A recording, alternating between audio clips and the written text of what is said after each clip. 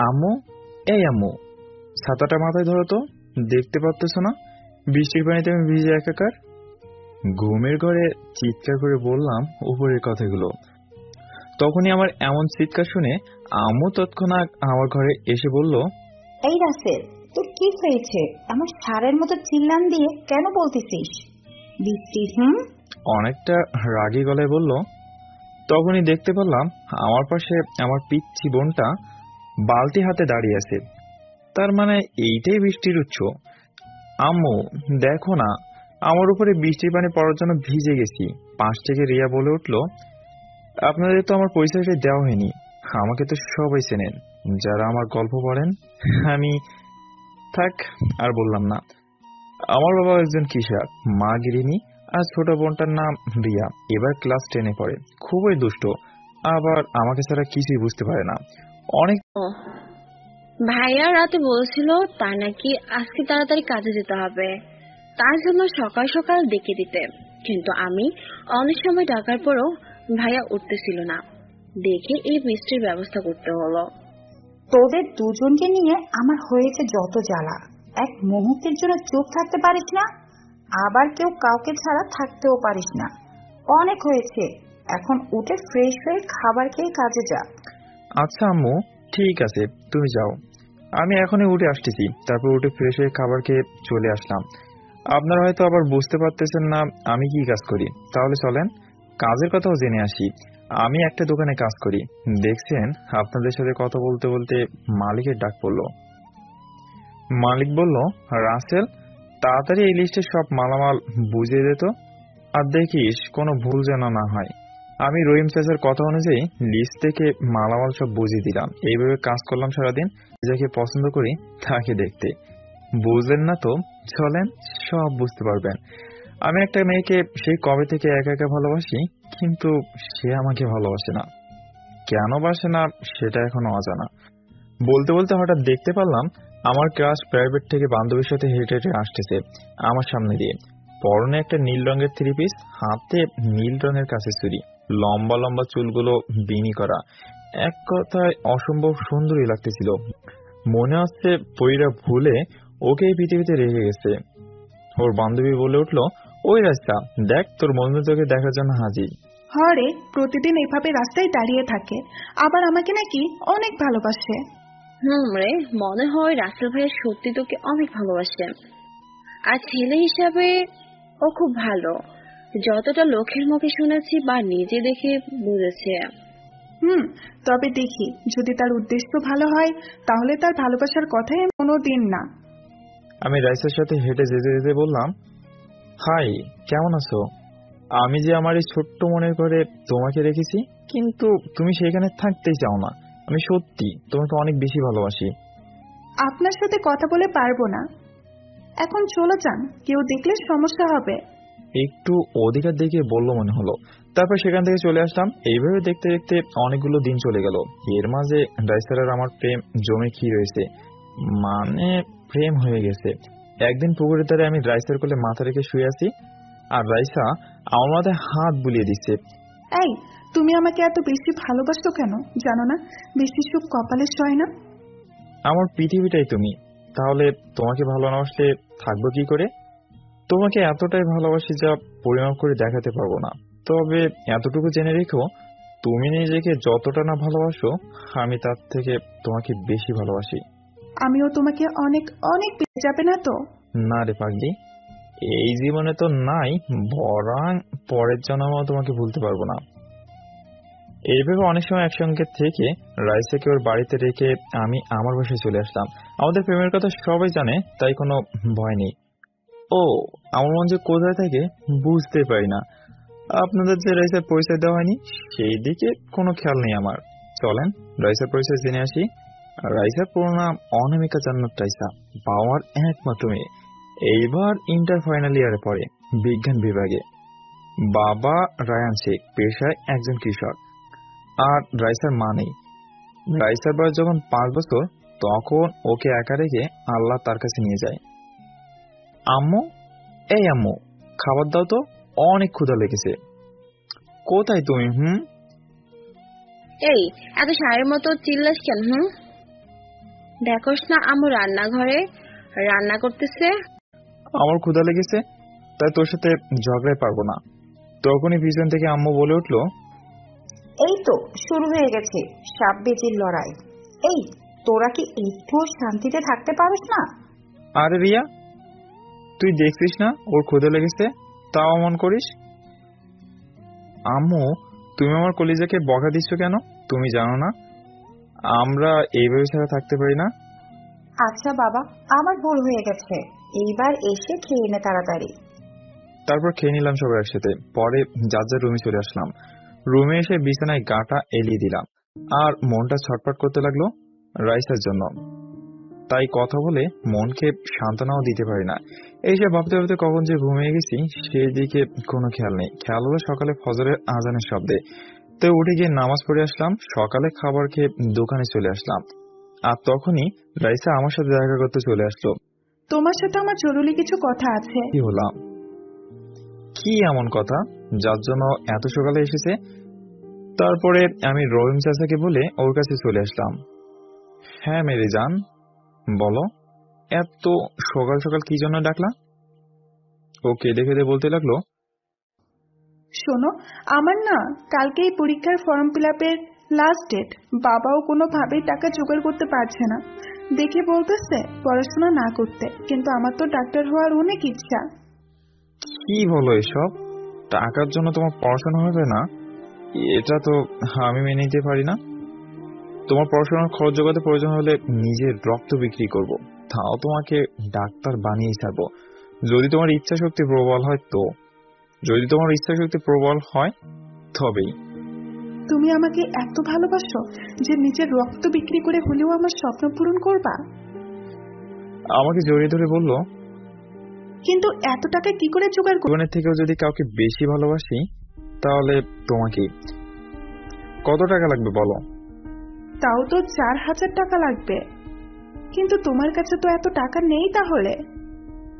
আচ্ছা, আমি টাকার ব্যবস্থা করব, যে করে হোক। তুমি কালকে কলেজে যাওয়ার সময় নিয়ে যেও, কেমন? আচ্ছা ঠিক আছে, আমি তাহলে আজকে আসি। তুমি দেখে শুনে কাজ করবে, কেমন? ভাবতে কেমন লাগতেছে যে আজকে তাও আবার চুমু দিল, যেখানে কখনো ভালো ব্যবহারই করেনি, হয়তো অতিরিক্ত খুশির ঠেলায়। তারপর রাইসা মনে একরাশ আনন্দ নিয়ে বাসায় চলে গেল, আর আমি চলে আসলাম ফের দোকানে। আর দোকানে এসে চাচাকে বললাম, চাচা, আমাকে 4,000 টাকা দিবেন তো, আমি কাজ করে পরিশোধ করে দিব। দোকানদার চাচা আমাকে খুব ভালোবাসে, তাই টাকার প্রয়োজন বলাতে তারপর চাচার থেকে টাকা নিয়ে সোজা বাসায় চলে আসলাম। বাসায় এসে খাবার খেয়ে বন্ধুদের সাথে বাড়ির পাশের দোকানে গেলাম। বসে বসে আর কি করব, তাই ফ্রি ফায়ার খেলতে লাগলাম। তারপর বন্ধুদের থেকে বিদায় নিয়ে বাসায় চলে আসলাম। রাতে খাবার সময় হঠাৎ আব্বু বলে উঠলো, কিন্তু যা বললো তা শুনে আমি অবাক হয়ে গেলাম। রাতে সবাই মিলে খাবার খেতেছিলাম। আমি, রিয়ার আব্বু মাটিতে পাটি পেতে বসেছি। আম্মু সবাইকে ভাত বেড়ে দিচ্ছে, আর এমন সময় আব্বু বলে উঠলো, রাসেল, আমি একটা কথা বলতে চাই, মানে তোকে না বলে একটা সিদ্ধান্ত নিয়ে ফেলেছি। প্রশ্নসূচক দৃষ্টিতেই কথাটা বললো। আমি তো বাবার কথা শুনে অবাক। কি এমন কাজ করবে যে আমার থেকে অনুমতি নেয়নি বলে আমাকে আবার জিজ্ঞেস করতেছে অনুমতি পাওয়ার জন্য? মনের ভিতর কেমন যেন একটা প্রশ্ন ভাবটা থেকেই যায়। আচ্ছা যাজ্ঞা, দেখি বাবা কি বলতে চায়। আচ্ছা আব্বু, তুমি কি এমন কাজ করতে সিদ্ধান্ত নিয়েছো?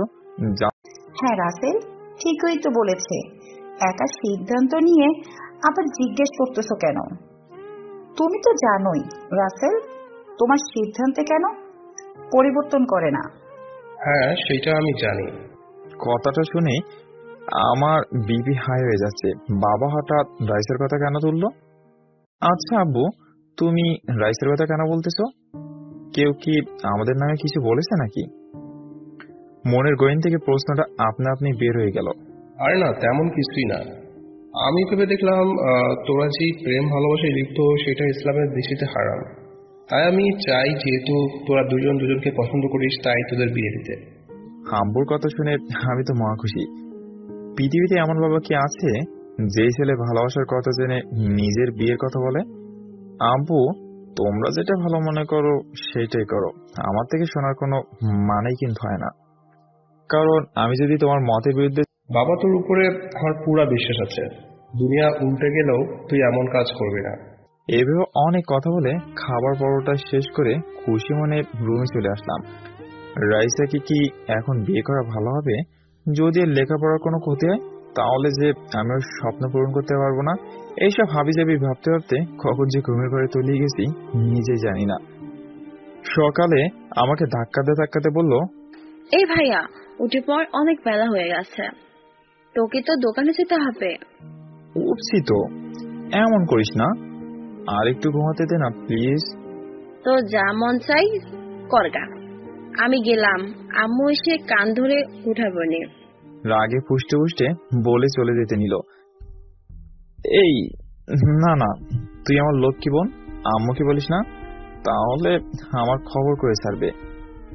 আসলে আমি আম্মুকে একটু বেশি ভয় পাই, কিন্তু আম্মু কিন্তু অনেক ভালো। তাড়াতাড়ি ফ্রেশ হয়ে খেতে আস। হাসতে হাসতে চলে গেল। সকালে নাস্তা করে সবার থেকে বিদায় নিয়ে দোকানের উদ্দেশ্যে রওনা হলাম। পথে কে একজন পিছন থেকে ডাকলো, মনে হলো আমার পরিচিত কেউ। তাই পিছনে মুড়ে দেখলাম, এ কি, এটা তো রাইসা, এত সকালে কেন? অনেকটা হাঁপাতে হাঁপাতে বলল, এই রাসেল, দাঁড়াও, এত জোরে জোরে যাচ্ছ কেন? আরে আমি দোকানে যাচ্ছি, লেট হলে বকা খেতে হবে ফ্রিতেই, তাই একটু জোরে হেঁটে যাচ্ছিলাম। তা এত সকাল সকাল কি ভেবে? তোমার মনে নেই আমার আজকে লাস্ট ডেট ফর্ম ফিল আপের? তাই তোমার কাছ থেকে টাকা নিতে আসছি। যাক, এইবার একটু মজা করা যাক। তুমি তো টাকার কথা আমাকে ঠিকই বলেছিলে, কিন্তু কিন্তু আমি অনেক চেষ্টা করেও টাকা জোগাড় করতে পারিনি। কিন্তু এই কথা বলার পর রাইসা যেসব কথা আমাকে শোনালো তা শুনে মনটা একটু হলেও খারাপ হয়ে গেল। হ্যাঁ, আমি জানতাম তুমি টাকা জোগাড় করতে পারবে না। কি দেখেছে তোমার মতো ধনী ছেলেকে ভালোবাসতাম, তাহলে আর এই দিন দেখতে হতো না। আমার উপরে রাগটা একটু বেশিই দেখালো। এইসব কথা তুমি আমাকে বলতে পারলে? তুমি তো জানোই আমি কতটা গরিব, আর তোমার সাথে একটু মজা করতেছিলাম বলে রাইসার হাতের মধ্যে টাকাগুলো গুঁজে দিয়ে বললাম, তোমার স্বপ্নগুলো আমার, তাই সেটা পূরণ করতে যদি আমার কিডনিও বিক্রি করতে হয় তাও করব। বলেই চলে আসলাম, কোনো কথা বলার সুযোগ না দিয়ে। কি করব বলেন, কথাগুলো তো ঠিকই বলেছে। আজকে তার যদি ধনী বয়ফ্রেন্ড থাকতো তাহলে তো আর এমন কষ্ট পেতে হতো না। আমিও দোকানে এসে গেছি। দেখ রাইসা, তুই কিন্তু আজকে ভাইয়ার সাথে খুব খারাপ ব্যবহার করলে। সে কিন্তু তোর টাকা ঠিকই জোগাড় করেছে, তার ততটা কষ্ট হোক নাই কেন? হ্যাঁ রে, আমার তখন টাকার চিন্তায় মাথায় ঠিক ছিল না, তাই জানোই তাই বলেছি। ও খুব কষ্ট পেয়েছে, কারণ ও সহজে মন খারাপ করে না। ওর থেকে ক্ষমা চেয়ে নিতে হবে। তাই করিস। যাদের নিজেদের সংসার চালাতে হিমশিম খায়, আর সেখানে তো স্বপ্ন পূরণের দায়িত্ব আমি হলে তো মাথায় তুলে রাখতাম। শোন, মাথায় তুলে রাখলে ভুলে যদি পড়ে যায় তখন কি হবে? তাই মাথায় না তোলাই ভালো। তোর সাথে কথায় পেরে উঠবো না, তাই চল কথা বাদ দিয়ে বাসে যায়। আমিও দোকানে এসে গেছি। কোনো কাজে মন দিতে পারতেছি না, শুধু রাইসের কথাগুলো মনেই পড়তেছে। তখনই রহিম চাচা বলল, এই রাসেল, তোর আজকে কি হয়েছে? শরীর খারাপ নাকি? সেই সকাল থেকে দেখছি কেমন করতেছিস। তারপর আমি বললাম, না চাচা, তেমন কিছু না, এই আর কি, আমি ঠিক আছি। না, কোনো কিছুই ঠিক নাই। তোর আজকে আর দোকানে থাকতে হবে না, তুই বরং বাড়িতে চলে যা, আজকে তোর ছুটি। আসলে আমাকে খুব বেশি ভালোবাসে। তারপর দোকান থেকে বাসে চলে আসতেছি, তখনই রাইসা আমার সামনে এসে দাঁড়িয়ে পড়লো। জান, আমি খুব দুঃখিত, আমার তখন মাথা ঠিক ছিল না। হাজার চিন্তায় আমাকে ক্ষমা করে দাও প্লিজ। আরে তোমার কোনো দোষ নেই, সব দোষ আমার। আর রাগের সময় কেউ মিথ্যা কথা বলে না। তোমার হাতে হাত রেখে পায়ে পা মিলিয়ে পথ চলতে পারি না। তারপর সব রাগ পানি করে ফ্রিজে রেখে রাইসের কথায় ঘুরতে যাওয়ার জন্য রাজি হলাম। আর আমরা ঘুরতে যেতে হলে তো আর মোটরসাইকেল পাবো না, তাই রিক্সা আমাদের একমাত্র সম্বল। একটা রিক্সা দেখে দুজনে উঠে বসলাম। এই, তুমি এত ওই দিকে বসতেছো কেন? পড়ে যাবে তো। আমার দিকে চেপে বসো, বিয়ের আগে আমি বিধবা হতে চাই না। যাক, আল্লাহ তাআলার কাছে হাজার শুকরিয়া যে আমার কথা কেউ এত ভাবে। এই প্রথম কোনো মেয়ের সাথে এক রিক্সায় ঘুরতে বেরোলাম, ভালোই লাগছে, আবার কেমন কেমন ফিল করতেছি। যাই হোক, অবশেষে আমরা একটা পার্কে চলে আসলাম। আমি আর রাইসা একটা গাছের নিচে বসে আছি। আমি রাইসাকে বাদাম ছিলে দিতেছি আর রাইসা আমাকে দিতেছে। আহ, কি প্রেম, জমে একেবারে ক্ষীর। হঠাৎ আব্বুর বলা কথাগুলো মনে পড়ে গেল, তাই রাইসাকে বললাম, আচ্ছা রাইসা, আমি একটা কথা বলতে চাই, তুমি কি শুনবে? আমি তোমার কথা মতোই চলে আসলাম তোমার কাছে। আমার বাবা ঠিক করেছে তোমার সাথে আমার বিয়ে দিয়ে দিবে। তিনি চান না আমরা এই হারামভাবে প্রেম লীলায় লিপ্ত হয়ে থাকি। কথাটা শোনার পরে রাইসার মুখটা কেমন যেন ফ্যাকাশে হয়ে গেল। কি বলো এসব? তোমার মাথা ঠিক আছে তো, নাকি নেশা করে এসেছো? আমি এখন কোনো বিয়ে করলে আমার পড়ালেখার কি হবে? আর আমার ছোট থেকে দেখে যাওয়া স্বপ্নটাও ভেঙে চুরমার হয়ে যাবে। হ্যাঁ, রাইসা কিন্তু ঠিক কথাটাই বলেছে। বিয়ে করলে হয়তো ওর পড়ালেখার বেশি ক্ষতি হবে। আচ্ছা, বিয়ের পরেও তো পড়ালেখা করা যায়, তাই না? তাহলে তুমি কেন মানা করতেছো? শোনো, আমি এখন তোমাকে বিয়ে করতে পারবো না। তোমার সুখের জন্য আমি আমার সুন্দর ভবিষ্যৎকে গলা টিপে হত্যা করতে পারবো না। রাইসার কথাটা শুনে আমার গলাটা শুকিয়ে এলো। ভালোবাসতে পারবে অথচ বিয়ে করবে না, এটা কেমন কথা? আচ্ছা রাইসা, এখন তো বিয়ে করে আমার বাড়িতে তোমাকে নিয়ে আসতেছি না। এখন যদি শুধু কাবিন করে রাখো তাহলে আমি রাজি আছি, আর যদি বিয়ের কাজ পুরোপুরি কমপ্লিট করতে চাও তাহলে এই বিয়ে করতে পারবো না। এটাই আমার শেষ কথা। বলে রাইসা হনন করে চলে যেতে লাগলো, আমাকে কোনো কথা বলা বা বাধা দেওয়ার সুযোগ না দিয়ে। আমার মনে শুধু একটাই প্রশ্ন, রাইসা কেন এমন করতেছে? আমাকে ভুলে যাবে না তো? এইসব ভাবতে ভাবতে রাস্তা দিয়ে আসতেছি, তখন পিছন থেকে আমার নাম ধরে ডাক শুনতে পেলাম। পিছনে তাকিয়ে দেখলাম আমার বন্ধু হালিম। কি রে মামা, এত চিন্তা করতেছিস কেন? রাস্তায় যদি অ্যাক্সিডেন্ট করিস তাহলে? আর বলিস না, একটা চিন্তায় আছি, বুঝতে পারতেছি না কি করলে ভালো হবে। সব খুলে বলতো, কি হয়েছে তোর যার জন্য এতটা চিন্তা করতেছিস? তুই তো জানিস আমি রাইসাকে আমার জীবনের থেকে বেশি ভালোবাসি। হ্যাঁ, এই কথাটা শুধু আমি কেন, এই গ্রামের প্রায় সব মানুষেরাই জানে। আর রাইসাও তো তোকে অনেক ভালোবাসে। তুই পরিবার। আরে সেইটাই তো চিন্তা। বাবা বলেছে আমাদের বিয়ে দিয়ে দিবে, কিন্তু রাইসা এখন বিয়ে করবে না, বড় জোর শুধু বিয়ের কাবিনটাই করে রাখবে। আরে গাধা, এতে এত চিন্তা করতে হবে নাকি? তার পড়ালেখার ক্ষতি হবে ভেবে এই কথা বলেছে। তুই ওর স্বপ্নকে বাঁচিয়ে রাখতে শুধু কাবিন করেই রাখ। তখন তো রাইসা আমাদের ভাবি হয়ে গেল, আর হারিয়ে তো আর যাচ্ছে না। তারপর দুই বন্ধু অনেক সময় এইভাবে কথা বলে যার যার বাসায় চলে গেলাম। গোসল করে খাবার খেয়ে বিকালের দিকে বাড়ির পাশে দোকানের সামনে এসে বসলাম। উদ্দেশ্য বন্ধুরা মিলে গেম খেলবো, মানে ফ্রি ফায়ার। প্রায় প্রতিদিনই খেলি। প্রায় অনেক সময় খেলে সব বন্ধুরা মিলে যমুনা নদীর পাড়ে ঘুরে সন্ধ্যায় বাড়ি ফিরে আসলাম। এই পিচ্ছি, এখন টিভি দেখার সময় নাকি? দেখতে পাচ্ছিস না? আর কিছু সময় পরে মাগরিবের আজান হবে। আর আমার ভালোর জন্যই বললি, তাই ঠিক আছে। আর এই জন্য কালকে আমার জন্য কোন আইসক্রিম নিয়ে আসবি? আরে বাহ, উপকার করে পকেট ফাঁকা করার ধান্দায় পড়ে গেলাম। যাই হোক, আমারই তো জীবন, ওই তো খাবে। তারপর খুনসুটি ভালোই করলাম। তারপর রাতের খাবার খেতে বসে আজকে রাইসের সাথে বলা কথাগুলো বললাম। আপনারা তো জানেন, তাই নতুন করে আর বললাম না। এটা কেমন কথা? বিয়ে করেও তো পড়ালেখা করতে পারবে, যেহেতু সে পড়তে চায়।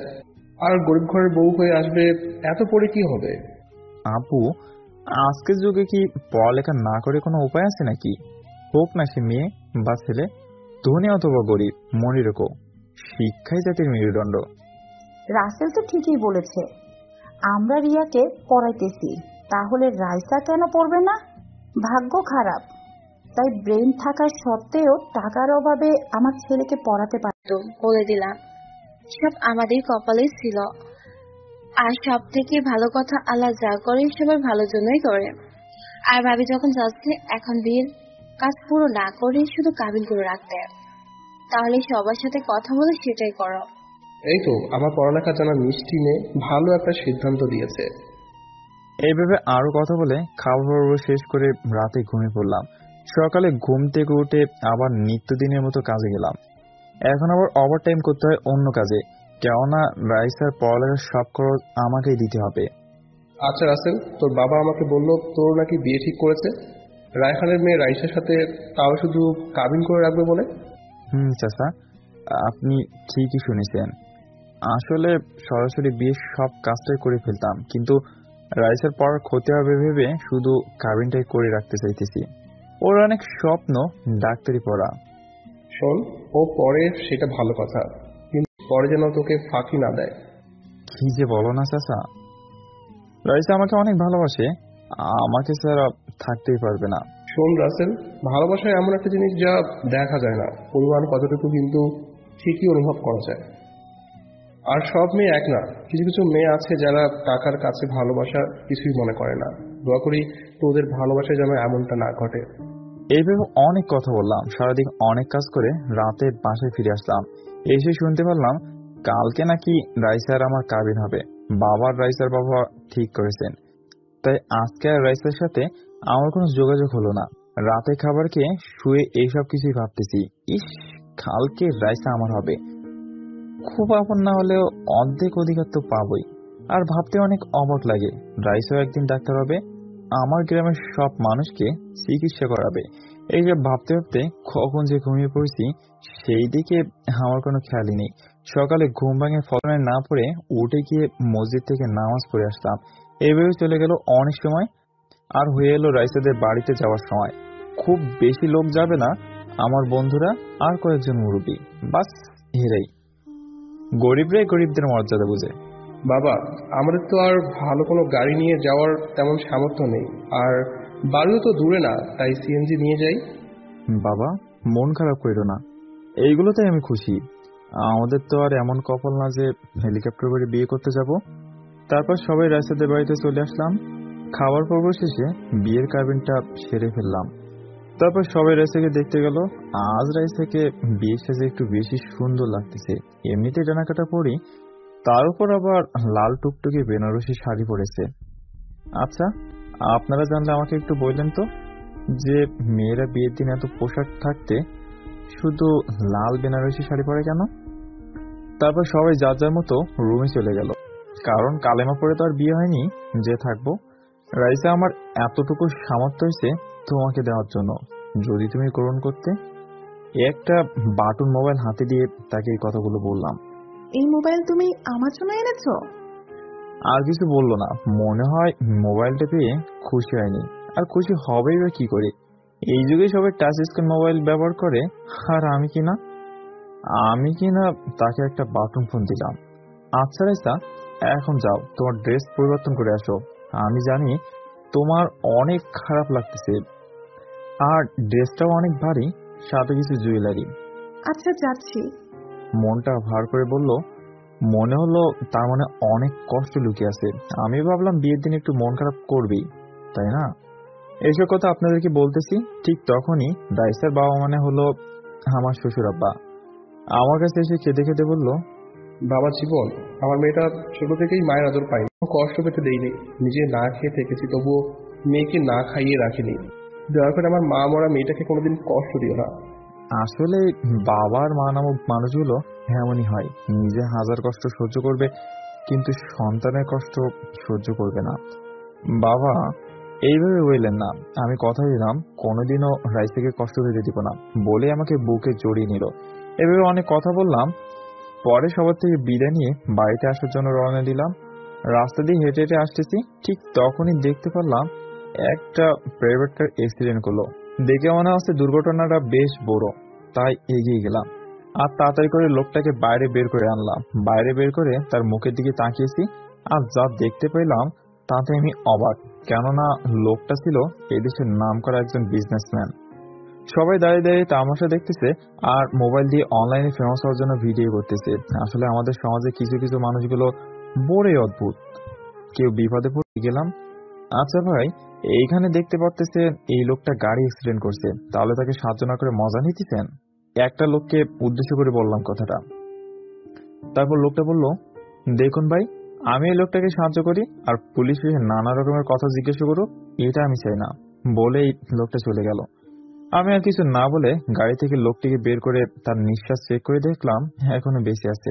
তাই আমি তাড়াতাড়ি করে একটা গাড়ি ডেকে লোকটিকে হাসপাতালে নেওয়ার জন্য যখনই তার দিকে ফিরে তাকাই তখনই আমি অবাক, কেননা এই লোকটি ছিলেন একজন নামকরা ডাক্তার, সাথে বিজনেসম্যান। নাম হচ্ছে শফিকুল ইসলাম। আমি এটা ভেবে পাচ্ছি না, এত বড় লোক মানুষ তাও নিজে গাড়ি কেন চালাইতেছে। যাক, এইসব পরেও ভাবা যাবে। তাই আমি দ্রুত তাকে সিরাজগঞ্জের একটা হাসপাতালে নিয়ে আসলাম। ডাক্তার, এই ডাক্তার, কোথায় আছেন? এইদিকে আসেন। এই লোকটার অবস্থা খুবই খারাপ। আমার চিল্লাচিল্লিতে ডাক্তার সহ কিছু সেবিকা আসলো। ডাক্তার বলতে লাগলো, না এটা হাসপাতাল। আমি বললাম, দেখুন ডাক্তার, এইসব দেখার আগে আপনার উচিত এই লোকটাকে সঠিক চিকিৎসা দেওয়া। এর অবস্থা খুবই খারাপ। ওইখানে থাকা সবাই আমার কথা ঠিক মনে করে আর কিছু বললো না, বরং ডাক্তারকে বললো চিকিৎসা করাতে। তারপর অপারেশন রুমে নিয়ে যাওয়া হয় রোগীকে, মানে শফিকুল ইসলামকে। এখন আমি এর পরিবারের লোকদের কি করে খবর দিব? তখনই মনে পড়লো রাস্তায় তার একটা কার্ড পড়েছিল, তাতে একটা নাম্বার লেখা আছে। আমি দেরি না করে সেই নাম্বারে ফোন দিলাম। কল হচ্ছে কিন্তু ফোন ধরতেছে না। একবার দেওয়ার পরে কেটে গেল, দ্বিতীয়বার দিতেই কল রিসিভ করলো। হ্যালো, আসসালামু আলাইকুম, কে বলছেন? কণ্ঠ শুনে বুঝতে পারলাম একটা মেয়ে। ওয়ালাইকুম আসসালাম, আমি সিরাজগঞ্জ থেকে বলতেছিলাম। এই নাম্বারটা একটা লোকের কাছে পেয়েছি, আর লোকটার নাম শফিকুল ইসলাম। আপনি কি তাকে চিনেন? হ্যাঁ, সে তো আমার বাবা, আর আমি তার একমাত্র মেয়ে ঐশী। বাবা আজকে সিরাজগঞ্জ। কি করে যে বলি, আপনার বাবা গাড়ি অ্যাক্সিডেন্ট করেছে, আমি সিরাজগঞ্জের এই হাসপাতালে নিয়ে এসেছি। আপনারা আসেন। কিছু কি হয়েছে নাকি? আপনি একটু বাবার পাশে থাকেন, আমরা আসতেছি। আর আপনার নাম্বারে কিছু টাকা দিতেছি, যদি ওষুধ কিনতে হয় কিনে আনবেন। আপুর কথাটা শুনে একটু কষ্ট পেলাম, তাই বললাম, আপু গরিব হতে পারি, তবে ছোট লোক না। দেখুন, আমি এটা ভাবে বলিনি, যদি আপনার কাছে টাকা না থাকে তাই বলেছি, সরি। আচ্ছা ঠিক আছে, আপনারা তাড়াতাড়ি চলে আসেন, বলে ফোনটা কেটে দিলাম। তখনই পিছন থেকে ডাক এলো, রোগীর নাকি এবি পজিটিভ রক্ত দিতে হবে 2 ব্যাগ। ডাক্তার সাহেব, আমার রক্তের গ্রুপও এইটাই, আপনি আমার থেকে রক্ত নিন। তারপর আমি রক্ত দিলাম, আর ওষুধ আনতে বলেছিল, সব ওষুধ এনে দিয়ে বসে আছি। এইভাবে চলে গেল অনেকটা সময়। রোগীর অবস্থা এখন ভালো, কোনো সমস্যা নেই। ডাক্তার তাকে তো ভালো করে চেনে, তাই চিকিৎসাটা ভালো করেছে। বুঝে তার এই পৃথিবীতে সবকিছু আছে।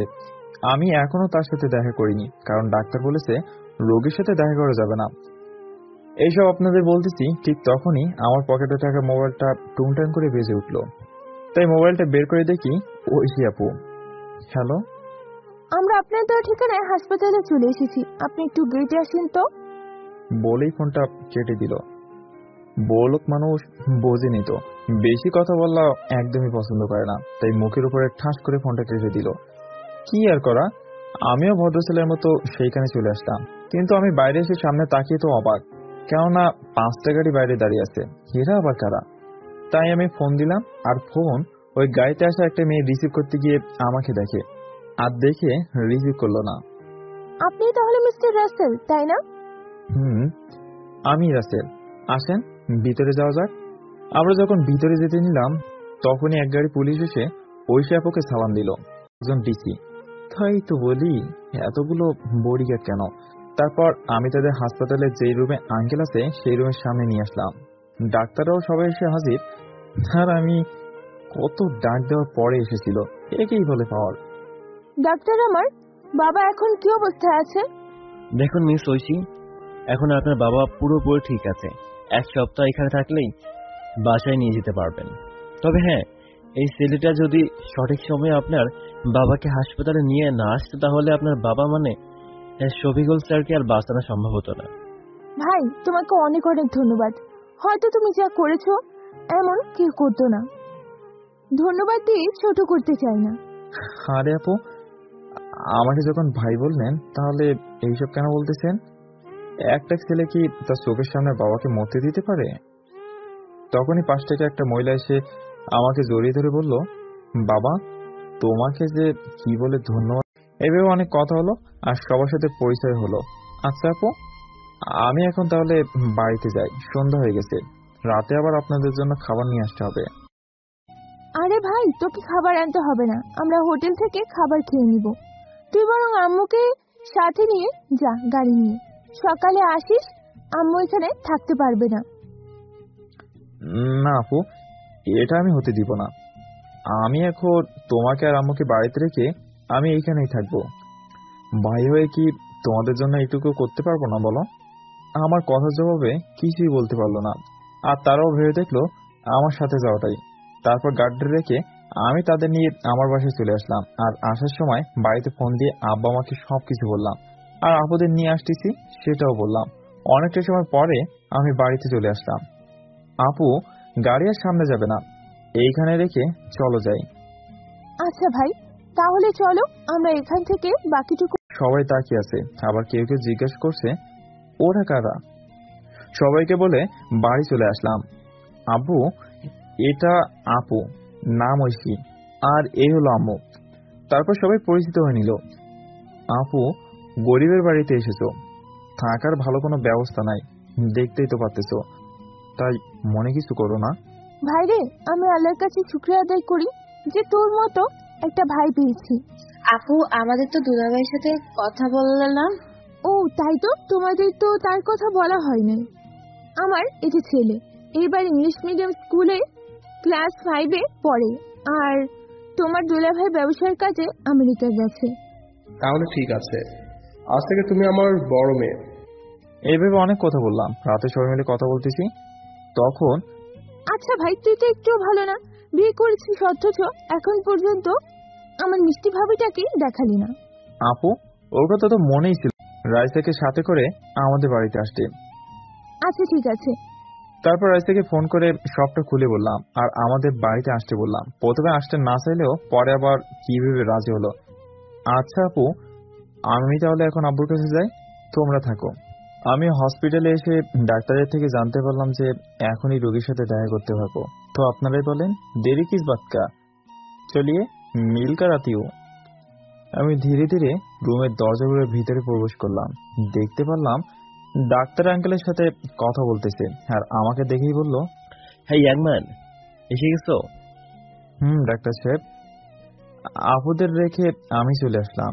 একা একা তো আর এইখানে আঙ্কেলকে রেখে যেতে পারি না। আমার কথা শুনে দেখলাম আঙ্কেল তাকিয়ে আছে। ও স্যার, আপনাকে তো বলাই হয়নি, এই ছেলেটাই আপনাকে হাসপাতালে নিয়ে এসেছিল বলেই এখনো দুনিয়ার আলো দেখতে পারতেছে। বাবা, তোমাকে অনেক অনেক ধন্যবাদ। তোমার নাম কি বাবা? আর কি? আমি শুধু দায়িত্ব পালন করেছি, আপনি না হয়ে অন্য কেউ হলেও আমি এটাই করতাম। আমার নাম রাসেল, আমি একটা মুদি দোকানে কাজ করি। ও আচ্ছা, ভালো। তা আমার বাড়িতে কি খবর দিতে পেরেছিলে? তারপর থেকে সবটা খুলে বললাম। এইভাবে দেখতে দেখতে রাত পেরিয়ে সকাল হলো। আমার বাড়ির সবাই আপুদের সাথে হসপিটালে চলে আসলো, সাথে কিন্তু রাইসাও এসেছে। বাবা, এখন কেমন আছো? আর খুব কষ্ট হচ্ছে তাই না? মা রে, এইভাবে কান্না করিস না, দেখ আমার কিছুই হয়নি, আমি একদম ঠিক আছি। তারপর সবার সাথে পরিচয় হয়ে নিল আর আপু বলে দিল আমি তার ভাই। আর আঙ্কেলও কড়া করে বলে দিলেন তাকে আব্বু বলে ডাকতে। একটু পর রাইসাকে দেখে আব্বুটু জিজ্ঞেস করলো, আচ্ছা সবার সাথে পরিচিত হলাম, কিন্তু এই মেয়েটাকে? তখন সবাই আব্বুর বলা মেয়েটির দিকে তাকে বলতে লাগলো, আরে এটা তো রাইসা। আসলে রাইসা অসমে গেছিল। বাবা, তোমাকে তো বলাই হয়নি, এটা তোমাদের আদরের ছেলের বউ, মানে রাসেলের বউ রাইসা। না, কাছে আয়। আর তখন রাইসা কাছে গিয়ে আব্বুর পা ধরে সালাম করলো। বাবা তখনই তার গলা থেকে একটা সোনার চেন খুলে গলায় পরিয়ে দিল আর বলতে লাগলো, বেঁচে থাক মা, বেঁচে থাক। এইভাবে চলে গেল 1 সপ্তাহ। ডাক্তারের কথা মতো 1 সপ্তাহ পর আপুরা ঢাকায় চলে যাবেন। আমি হসপিটালে এসেছি তাদের বিদায় জানাতে। ভাই, তুই আমাদের সাথেই চল, এই কয়েকদিনে তোকে আপন করে নিয়েছি। আপু, আমি একদিন যাব, এখন তো যাওয়া সম্ভব না, সামনে রাইসের পরীক্ষা। আর রাইসের ডাক্তার হওয়ার স্বপ্ন পূরণ করতে আমাকে অনেক টাকা জোগাড় করতে হবে। আমার ছেলের বউ ডাক্তারি পড়বেন, তাতে টাকার সমস্যা হবে কেন? আমার কি টাকা কম আছে নাকি? দোয়া করি বাবা, তোর মনের আশা আল্লাহ পূরণ করুক। বলেই আমার থেকে বিদায় নিয়ে সবাই চলে গেল। আমি আমার বাড়িতে চলে আসলাম। মনটা একটু খারাপ, আসলে তাদের মনটা অনেক ভালো। এই কয়েকদিনে বুঝতে পেরেছি টাকা থাকলে সবাই অহংকারী হয় না। কিছু কিছু মানুষ ভালোবাসল। মানে আগামীকাল থেকে রাইসের পরীক্ষা শুরু। অনেকদিন হলো আমার রাইসার সাথে কথা হয় না, আর দেখা তো দূরেই থাকুক। আমি দেখা করলে বা কথা করলে তার নাকি পড়াশোনার ক্ষতি হবে। আমিও বোকার মতো রাইসার সব কথা মেনে নিই। তাই ছাড়া কিছুই করার নাই। বিকালে রাইসা এসে আমার বাবা মার থেকে দোয়া নিয়ে নিল, কিন্তু আফসোস আমার সাথে একটা কথাও বললো না। এইটা ভেবে চোখ থেকে 2 ফোঁটা নোনা জল বের হয়ে এলো। কাউকে বুঝতে দিলাম না। পরে হয়তো ঠিক হয়ে যাবে, এখন তার উপরে পরীক্ষার চাপ। কাল থেকে আমাকে রাইসের সাথে যেতে হবে। শ্বশুর মশাই কড়া গলায় বলে দিলেন, কিন্তু রাইসা একটা বারের জন্য বললো না। সকালে রাইসাদের বাড়িতে গিয়ে বসে আছি, আর মহারানীর আসার কোনো নামই নেই। অনেকটা পরে চলে আসলো। আমি তো হারিয়ে গেছি তার সৌন্দর্যের মায়ায়। আজকে একটু বেশি সুন্দর লাগতেছে।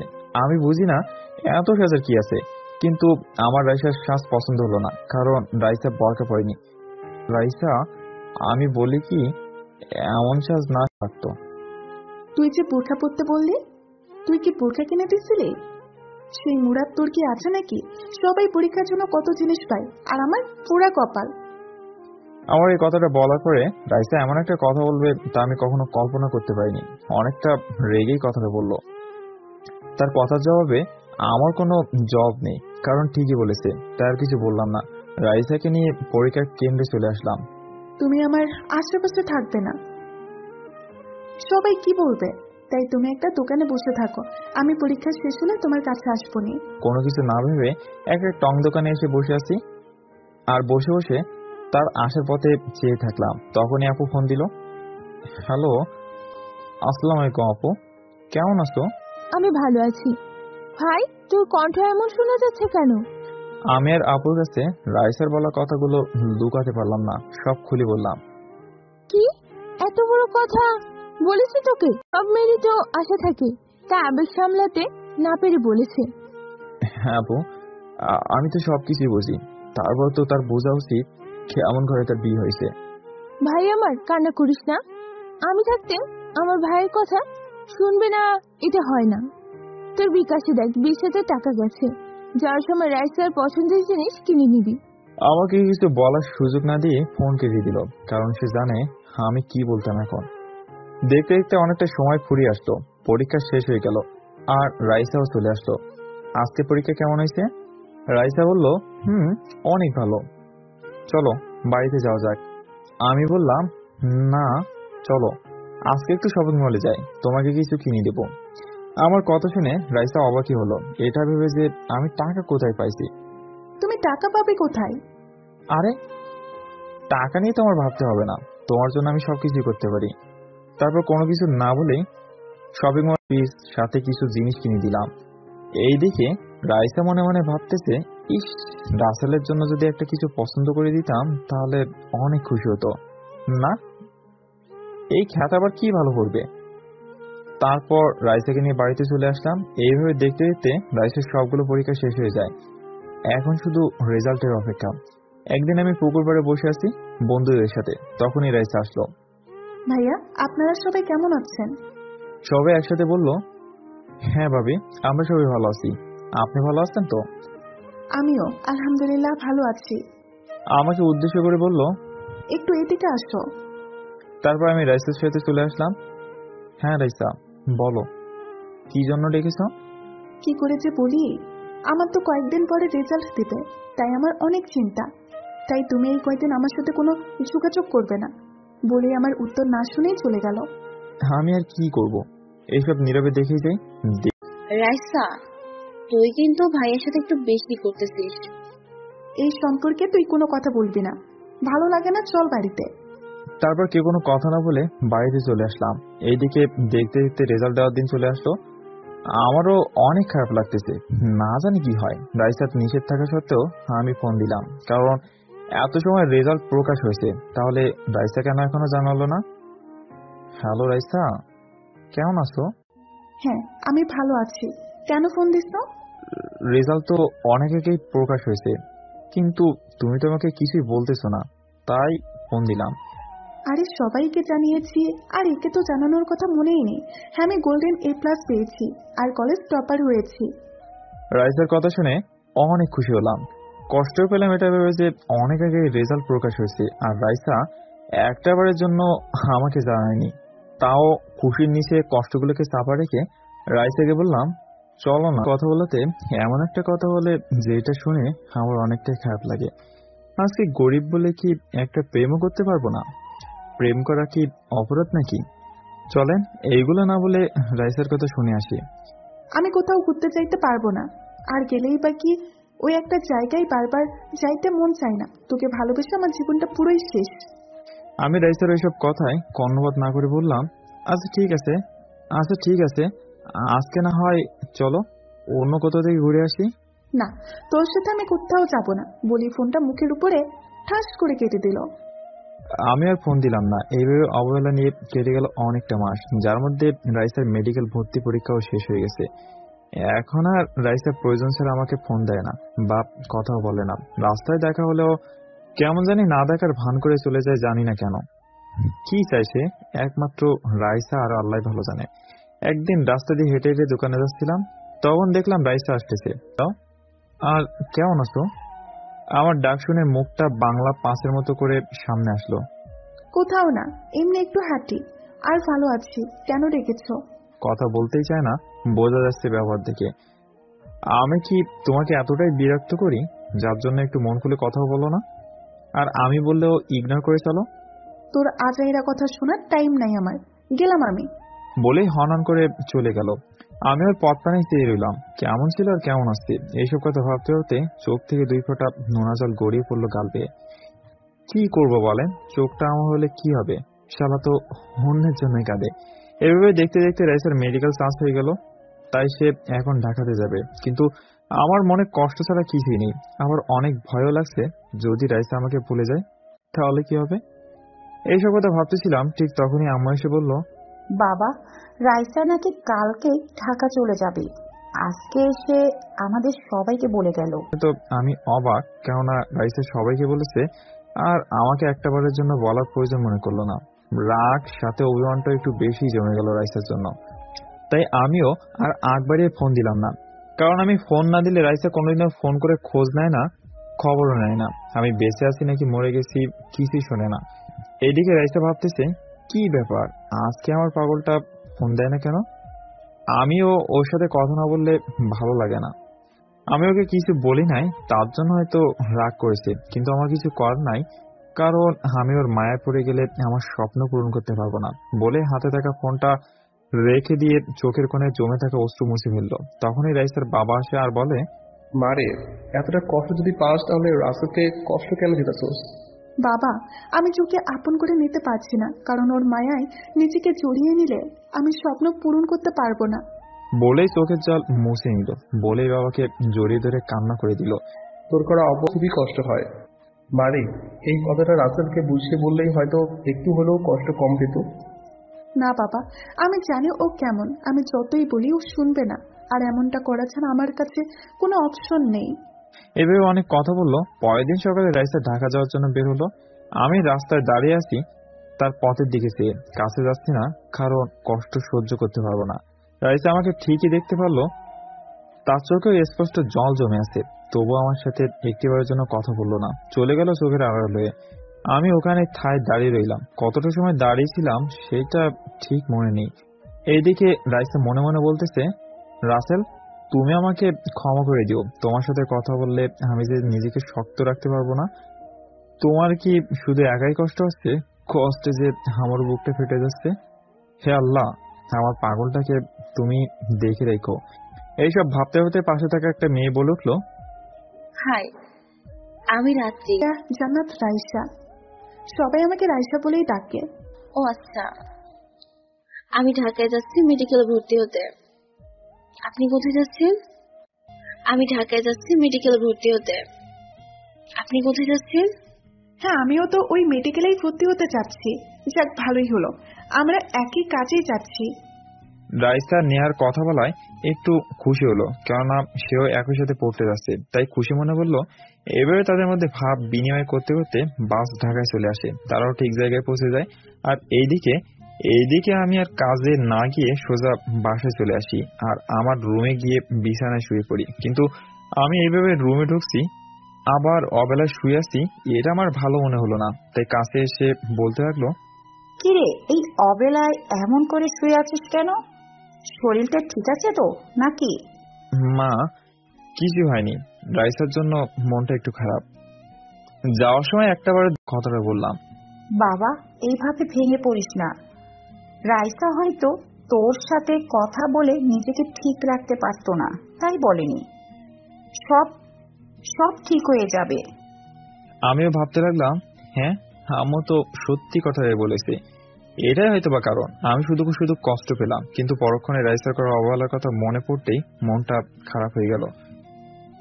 এইভাবে কষ্ট পেয়ে নিজেকে শক্ত রেখে সকল অভিমান বাম পকেটে রেখে রাইসাকে ফোন দিলাম। কিন্তু এ কি, ফোন তো রিং হচ্ছে কিন্তু রিসিভ করে না কেন?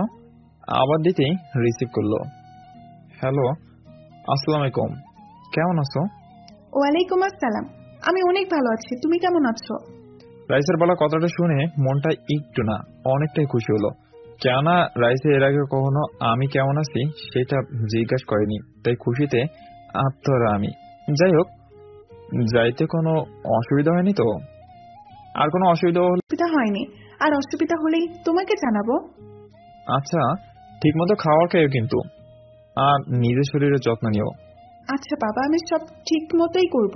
তোমার কথা না শুনে কি আর পারি, কারণ তুমি যে আমার পাগল একটা। বলে একটা হাসি দিল, এমন হাসি পেলে যেন এক নিমেষে বুকে জমে থাকা হাজার কষ্ট মুছে যায়। আমি এইসব ভাবতেছি। আচ্ছা, এখন ফোন রাখি, হ্যাঁ, পরে আবার কথা বলবো নি। তখন বলেই ফোনটা রেখে দিল। পাশ থেকে বলে উঠলো, কি ম্যাডাম, কার সাথে আমার মিষ্টি সুরে কথা বললাম? বয়ফ্রেন্ড নাকি জামাই? ও, আপনাদের বলে রাখা ভালো, নোহাও বিবাহিত আর রাইসার সাথে এক রুমেই থাকে। আরে কি যে বলো না, যার সাথে কথা বললাম সে আমার বেঁচে থাকার উৎস, আমার কলিজা, বয়ফ্রেন্ড, সাথে অর্ধেক স্বামী। অর্ধেক স্বামী কথাটা শুনে নোয়া যেন কেমন করে তাকালো, কারণ সে বুঝতেই পারতেছে না অর্ধেক স্বামী আবার কি। আরে এত মন দিয়ে ভাবতে হবে না, আমি জানি আসলে আমার আর রাসেলের কাবিন হয়েছে, সেই জন্যই বললাম সে আমার অর্ধেক স্বামী। ও আচ্ছা, আমি মনে হয় হাফ ছেড়ে বাঁচলাম। কি সাংঘাতিক চিন্তা করেছিলাম। এইভাবে অনেক কথা বলে তারা নিজেদের জিনিসগুলো গুছাতে ব্যস্ত হয়ে পড়লো। এইদিকে আমি গ্রামে বসে সময় পার করতেছি, বাবা মা বোনের ভালোবাসায় আর বন্ধুদের হাসি কান্না গানে, সাথে রাইসের ভালোবাসার আদর, একটু অভিমান, একটু রাগ, একটু অবহেলা, একটু কষ্ট, সব মিলিয়ে যাকে বলে একের ভিতর সব। এইভাবে অনেকদিন, মানে একটা বছর পার হয়ে গেল।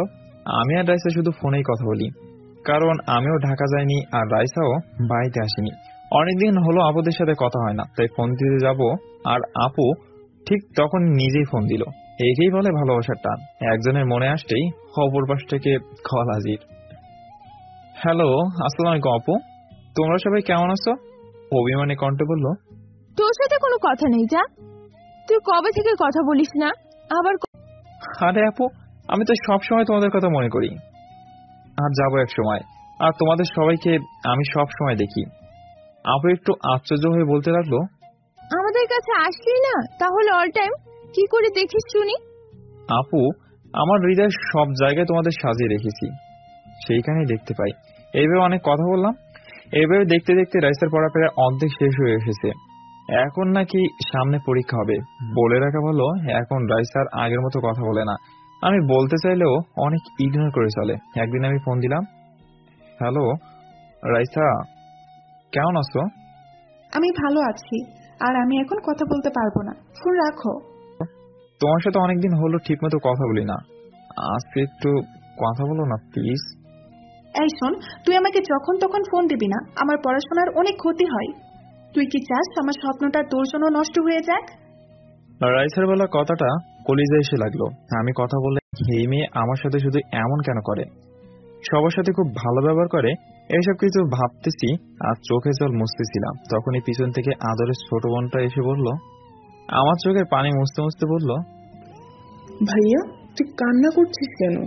এভাবে কান্না করিস না প্লিজ, তুই জানিস না আমি তো চোখে জল একদম সহ্য করতে পারি না। আমি ওদের কান্না করতেছি? আমি কি কান্না করতে পারি নাকি বল? হয়তো চোখে কিছু পড়ছে তাই এমন হচ্ছে। ভাইয়া আমি ছোট বাচ্চা না যে আমাকে জানোই তা বলেই বুঝিয়ে দিবি। আমি যথেষ্ট বড় হয়েছি আর যথেষ্ট বুঝি। বাবির জন্য কান্না করছিস তাই না? আসলে ভাই বোনের ভালোবাসাটা এমনই হয়, কারো কষ্ট কেউ দেখতে পায় না। বেঁচে থাকুক পৃথিবীতে হাজারো ভাই বোনের খুনসুটিময় ভালোবাসা। কি করব বল, রাইসা যে এখন আমার সাথে ভালো ব্যবহার করে না, ফোন দিলেও অনেক ইগনোর করে। কেন করে এমন? আমি তো ওর কোনো ইচ্ছা পূরণে বাধা দেইনি, তাও এমন। তাই হয়তো এমন করছে। তুই ভাবিস না, দেখবি সব ঠিক হয়ে যাবে। এভাবে অনেক কথাই হলো দুই ভাই বোনের মধ্যে। দেখতে দেখতে পরিবারের ভালোবাসা আর আপনজনের অবহেলার মধ্যে দিয়ে পেরিয়ে গেল 2টা বছর। রাইসা এখন একজন নামকরা হসপিটালের ডাক্তার। সব জায়গায় তার নাম ছড়িয়ে আছে, শুধু আমার নামটাই তার কাছে নেই। অনেকদিন হলো রাইসার সাথে কোনো কথা হয় না, কেননা সে এখন ডাক্তার। আমার মতো খ্যাতছেলের ফোন ধরার সুযোগ পায় না, তাই বিরক্ত হই না। তার অ্যাসিস্ট্যান্টের নাম্বার কোনোভাবে জোগাড় করে রেখেছিলাম, তাকে ফোন দিয়ে খবর জানি। একদিন ফোন দিলাম রাইসাকে, কিন্তু রিং ঠিকই হচ্ছে, কিন্তু কল রিসিভ করছে না। হয়তো চিরপরিচিত নাম্বারটা দেখি। কিছু সময় পরে আবার ফোন দিলাম, কি যেন মনে করে ফোনটা রিসিভ করলো। হ্যালো রাইসা, কেমন আছো তুমি? প্রায় অনেকটা সময় চুপ থেকে বলল, হ্যাঁ, আমি অনেক ভালো আছি। আর কিছুই বললো না। আমাকে কি একটা বারের জন্য মনে পড়ে না? মন কি চায় না একটু কথা বলতে? ওই পাশ থেকে কোনো কথা হলো না। এখন ছুটে চলে আসি, কিন্তু আমি যে নিজেকে প্রতিষ্ঠিত করতে চাই ভেবেই 2 চোখের নোনা জল গাল বেয়ে পড়তে লাগলো। এই রাইসা, কথা বলো না কেন? আমি কি এতটাই অবহেলার পাত্র যে কথা বলা যায় না? প্লিজ, তুই আর এইভাবে ফোন করিস না। আমি নিজেকে প্রতিষ্ঠিত করতে চাই। বলেই ফোনটা কেটে দিল, আমাকে কিছু বলার সুযোগ না দিয়ে। আসলে আমি মনে হয় রাইসার যোগ্য না। আর যোগ্য কি হতে পারি বলেন? আমি তো একটা দোকানের কর্মচারী মাত্র, আর সে হলো একজন নাম করা ডাক্তার। ভাবতেই চোখের কোণে জমে থাকা নোনা পানি গাল বেয়ে বেরিয়ে আসতে চায়। এইসব কথা ভাবতেছি, ঠিক তখনই আমার পকেটে ভূমিকম্পের সৃষ্টি হলো। মানে ফোন এসেছে, তাই ফোনের দিকে তাকিয়ে দেখি আব্বু টু মানে শ্বশুর আব্বু ফোন করেছে, তাই রিসিভ করলাম। হ্যালো, আসসালামু আলাইকুম আব্বু, কেমন আছো? ওয়ালাইকুম আসসালাম। আমি ভালো আছি, কিন্তু তোর আপু অসুস্থ। আব্বুর কি হয়েছে? আরে আপু আমাকে কিছু জানালো না কেন? সামান্য জ্বর এসেছে। আমি একটু কাঁদো কাঁদো গলায় বললাম, আমি আসতেছি। আমার আপু অসুস্থ, সেই কথা শোনার পরে কি করে থাকি বলো? বলেই ফোনটা কেটে দিলাম। তারপর মা বাবা বোনকে বলে বেরিয়ে পড়লাম ঢাকার উদ্দেশ্যে। কিছু সময় পরে সিরাজগঞ্জের এসআই কাউন্টারে এসে বসে আছি। কিছু সময় পরে বাসটা নির্দিষ্ট গতিতে চলতে শুরু করলো। আমি আশেপাশের চারপাশটা ভালো করে উপলব্ধি করতেছি, কারণ এর আগে কখনো ঢাকায় যাইনি, তাই কোথায় দিয়ে যাইতে হয় সেটাও জানি না। কিছু সময় পরে একটা বড় ব্রিজের উপর দিয়ে বাস আসছে। লোক মুখে শুনেছি এইটাই নাকি উত্তরবঙ্গের সানাযান চলাফেরার একমাত্র মাধ্যম, বঙ্গবন্ধু যমুনা সেতু। ব্রিজটা অনেক বড়, বাস পার হতে প্রায় অনেকটা সময় লাগলো। এসব কিছু ভাবতেছি, ঠিক তখনই পাশে বসে একটা মেয়ে বলে উঠলো, হাই ভাইয়া, আমি নুসরাত। আমি আশেপাশে তাকিয়ে দেখে বললাম, আমাকে বলছেন? আপনাকে না বললে কাকে বলছি? আপনাকেই বলছি। মেয়েটার ভয়েস আমার কাছে অপরিচিত লাগতেছে, কিন্তু বরকা পরে থাকায় চিনতে পারিনি। হ্যাঁ, আমি রাসেল। আর আপনার নামটা খুব সুন্দর। ধন্যবাদ ভাইয়া। আর আপনি যেভাবে বলছেন ততটাও কিন্তু সুন্দর না, যতটা আপনার নামটা সুন্দর। তোর কথা বলে আমি বের করবো, দাঁড়া। মেয়েদের সাথে কথা বলতে খুব মজা লাগে, তাই না? আরে সেইটা না, আসলে সুন্দর জিনিসকে সুন্দর বলাটাই কিন্তু উত্তম। আমিও ঠিক সেটাই বলেছি। আপনার সাথে কথাই পেরে উঠবো না। বাই দ্য ওয়ে, কোথায় যাচ্ছেন? আমি ঢাকায় যাচ্ছি আপুর বাসায়। আপনি কোথায় যাচ্ছেন? ও আচ্ছা, আমি ঢাকায় চাকরি করি, আর বাড়িতে গেছিলাম, তাই আবার ফিরে যাচ্ছি ঢাকায়। তুই ঢাকায় যাচ্ছিস আর আমাকে বলিস নাই? তোর তো ঘাড় মটকাবই দেখিস। এভাবে অনেক কথা হলো দুইজনের মাঝে। ইস, এমন করে যদি রাইসা আমার পাশে বসে কথা বলতো, হাতে হাত থেকে কতটা আনন্দ লাগতো। এইসব ভাবতে ভাবতে কানে কারো ডাক এসে বসে, মানে হেল্পার মামা এসে ডাকতেছে। আমি চারপাশে তাকিয়ে দেখি কেউ নেই, আর ওই মেয়েটাও নেই। আসলে আপনাদের সাথে গল্প করতে করতে কখন যে ঘুমিয়ে গেছিলাম সেই কথাটা ঠিক মনে নেই। তারপর সেইখান থেকে চলে আসলাম, কিন্তু আমি তো কিছুই চিনি না। তাই একটা রিক্সাওয়ালা মামাকে বললাম, মামা এই জায়গাটা কোথায়? একটা ঠিকানা দেখিয়ে বললাম। মামা আপনি ওঠেন, আমি সেইখানে পৌঁছে দিয়ে আসি। আপনি 50 টাকা দিয়েন। আমি তো কিছুই চিনি না, তাই রাজি হয়ে গেলাম আর রিক্সায় উঠে বসলাম। একটা মোড় পেরিয়ে রিক্সা থামিয়ে বলল, মামা আপনার ঠিকানে চলে এসেছি, ওই যে দেখেন সেই বাসা। একটা বিশাল আকৃতির বাড়ি দেখে বলল, কিন্তু আমি এইসব দেখছি না, শুধু ভাবছি এইটুকু পথ 50 টাকা নিল। মামা আপনি এইটুকু পথ এনে এত টাকা কেন চাইলেন? আপনি তো আর চেনেন না যে জায়গাটা কোথায়, তাই এখন টাকা দিন। তারপর তাকে টাকা দিয়ে আমি বাড়ির কাছে আসলাম। দেখছেন ভাই, হেরি নামি ঢাকা শহর, আর এরকম পরিস্থিতিতে যারা পড়েছে তারাই জানে। আমি গেটের সামনে এসে সোজা বাড়ির ভেতরে ঢুকতে যাচ্ছি, অমনি একটা লাঠি। দেখুন, আমি এই বাড়িতে যাব, আমাকে যেতে দিন। না, আপনি যেতে পারবেন না, চলে যান এখান থেকে, না হলে ঘাড় ধাক্কা দিয়ে বের করব। আমাদের এইসব কথা শুনে একটা ভদ্রলোক আসলো আর বলল, এই লতিফ ছেলেটাকে, আর তুই তার সাথে এমন করতেছিস কেন? স্যার, এই ছেলেটা আমাকে না বলেই বাড়ির ভেতর ঢুকতে নিছে। এই ছেলে, তুমি কে আর এখানে কেন? স্যার, আমি গ্রাম থেকে এসেছি, আমার নাম রাসেল, আর এইখানে শরীফুল ইসলাম, তার বউ ও তার মেয়ে ঐশীকে আমি চিনি, আর তারাও আমাকে চেনে। তার মানে তুমি সেই ছেলে যাকে আমার বউ ভাই বানিয়েছে, আর তুমি আমার শ্বশুরের জীবন বাঁচিয়েছ? আসো আসো, ভিতরে আসো। তারপর সেখান থেকে চলে আসলাম। দেখে মনে হলো দুলাভাই আপুর মতোই অনেক ভালো। ভিতরে যেতেই দুলাভাই জোরে বলল, ঐশী দেখে যাও কে এসেছে। আর বাবা মা এইখানে আসেন। ডাক শুনে সবাই চলে আসে। আপু এসেই আমাকে জড়িয়ে ধরে কান্না করে দেয়। ভাই, তুই সত্যি আমার মায়ের বংশে কম না। আমার অসুস্থতার কথা শুনে দৌড়ে এসেছিস। আপু, এইভাবে বললে ছোট করে দিও না। বোনের বিপদে ভাই না আসলে কি আসবে বলো? আমি বাবা মার পা ধরে সালাম করলাম, তাদের সাথে অনেক কথা বললাম। আপু আমাকে একটা রুম দেখিয়ে বলল, রাসেল, এটা তোর রুম। পছন্দ হয়েছে তো নাকি? আপু, কি যে বলো না, আজকে মনে হয় জীবনের প্রথম এমন রুমে পা রাখলাম। অনেক পছন্দ হয়েছে। শুনে খুশি হলাম। তখন পিছন থেকে একটা বাচ্চা কণ্ঠে বলল, আম্মু, এই আঙ্কেলটা কে? আগে তো কখনো দেখিনি আমাদের বাসায়। আমাকে দেখিয়ে বলল, তার মানে এটাই আপুর ছেলে হাবিব। বাবা, এটা হচ্ছে তোমার সেই রাসেল মামা, তুমি যাকে দেখতে চাইতে। মামা, তুমি কেমন আছো? আমি আবিরকে কোলে তুললাম। মামা, আমি অনেক ভালো আছি, আর এখন আরো বেশি ভালো হয়েছি। মামা, আমাকে বিকেলে ঘুরতে নিয়ে যাইতে হবে কিন্তু। কিছুই চেনে না, তুমি জানো না? আপু, তুমি আবিরকে বকলে কেন? আমার ভাগিনাকে নিয়ে ঘুরতে যাব। তোদের যা ইচ্ছা করিস, আমি গেলাম। বলেই চলে গেল। এইভাবে সবার সাথে কথা বলতে বলতে বিকাল হয়ে এলো। তাই আবিরকে নিয়ে একটা রিক্সা করে পার্কে ঘুরতে আসলাম। মামা, আমি আইসক্রিম খাবো, আমাকে আইসক্রিম এনে দাও।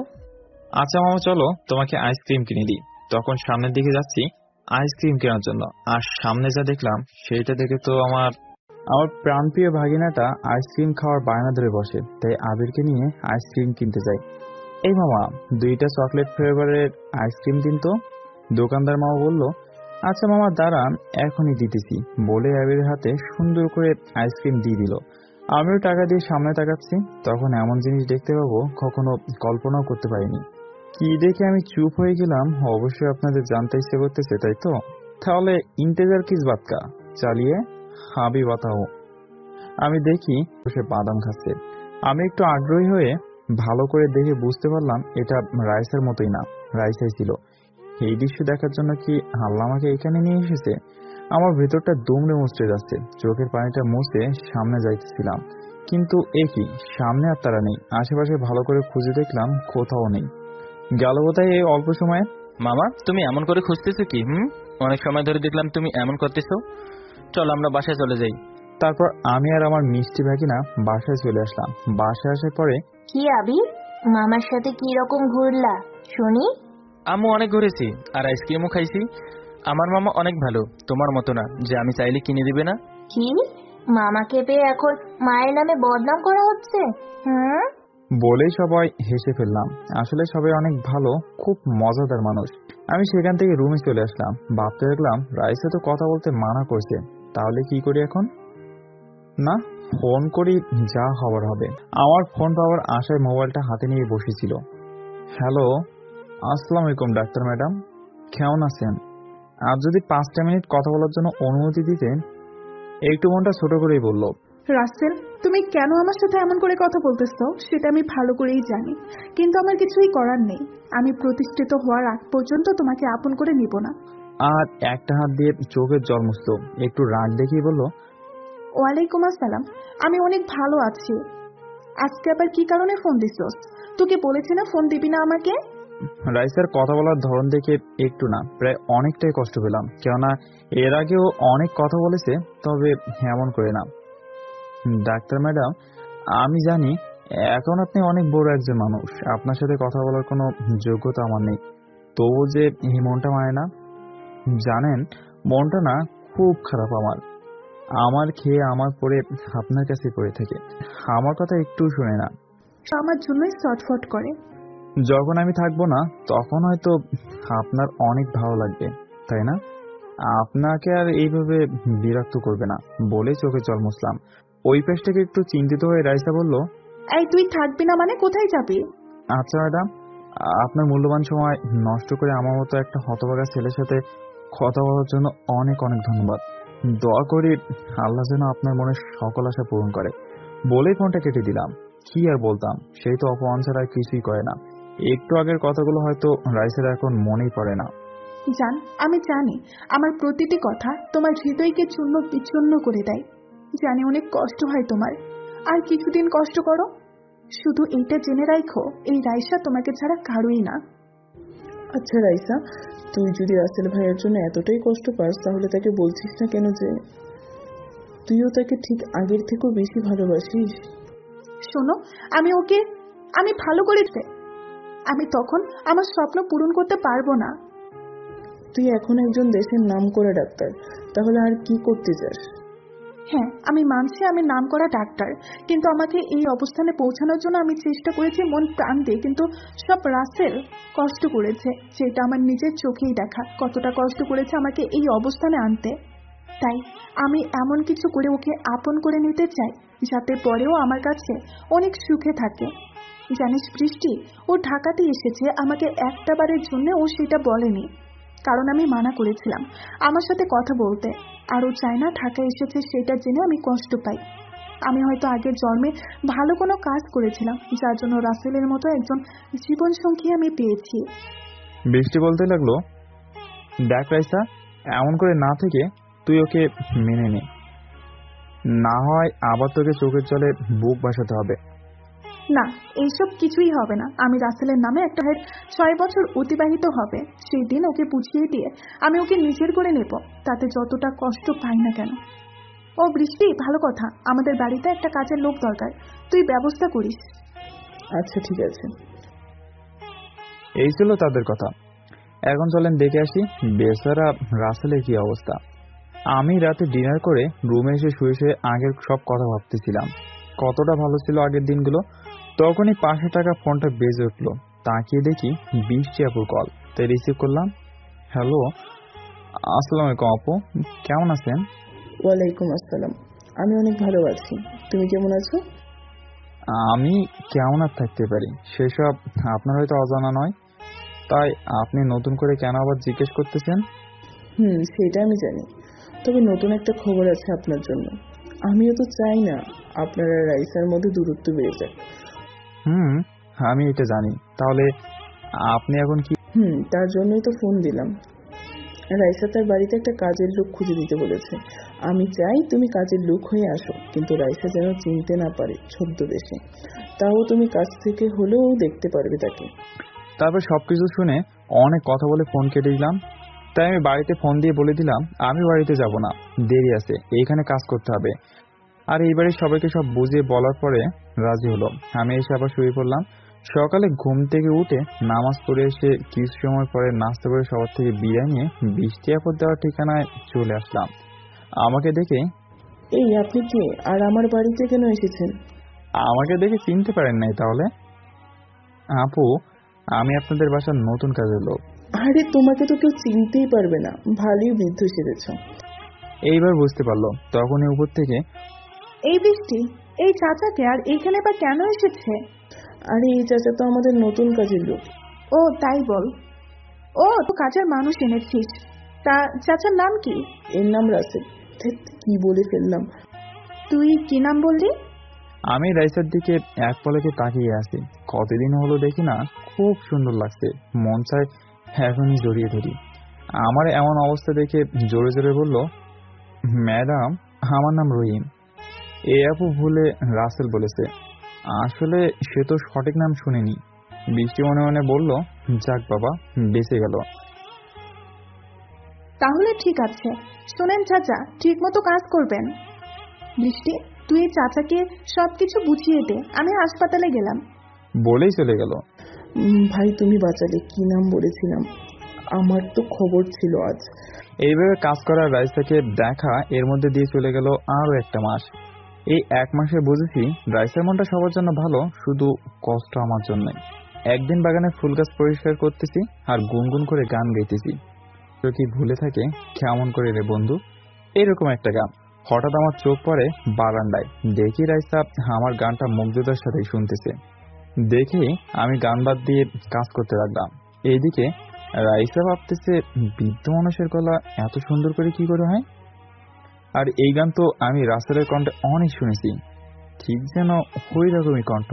না, ও হতে যাবে কি করে বলে মাথায় একটা টোকা মারে।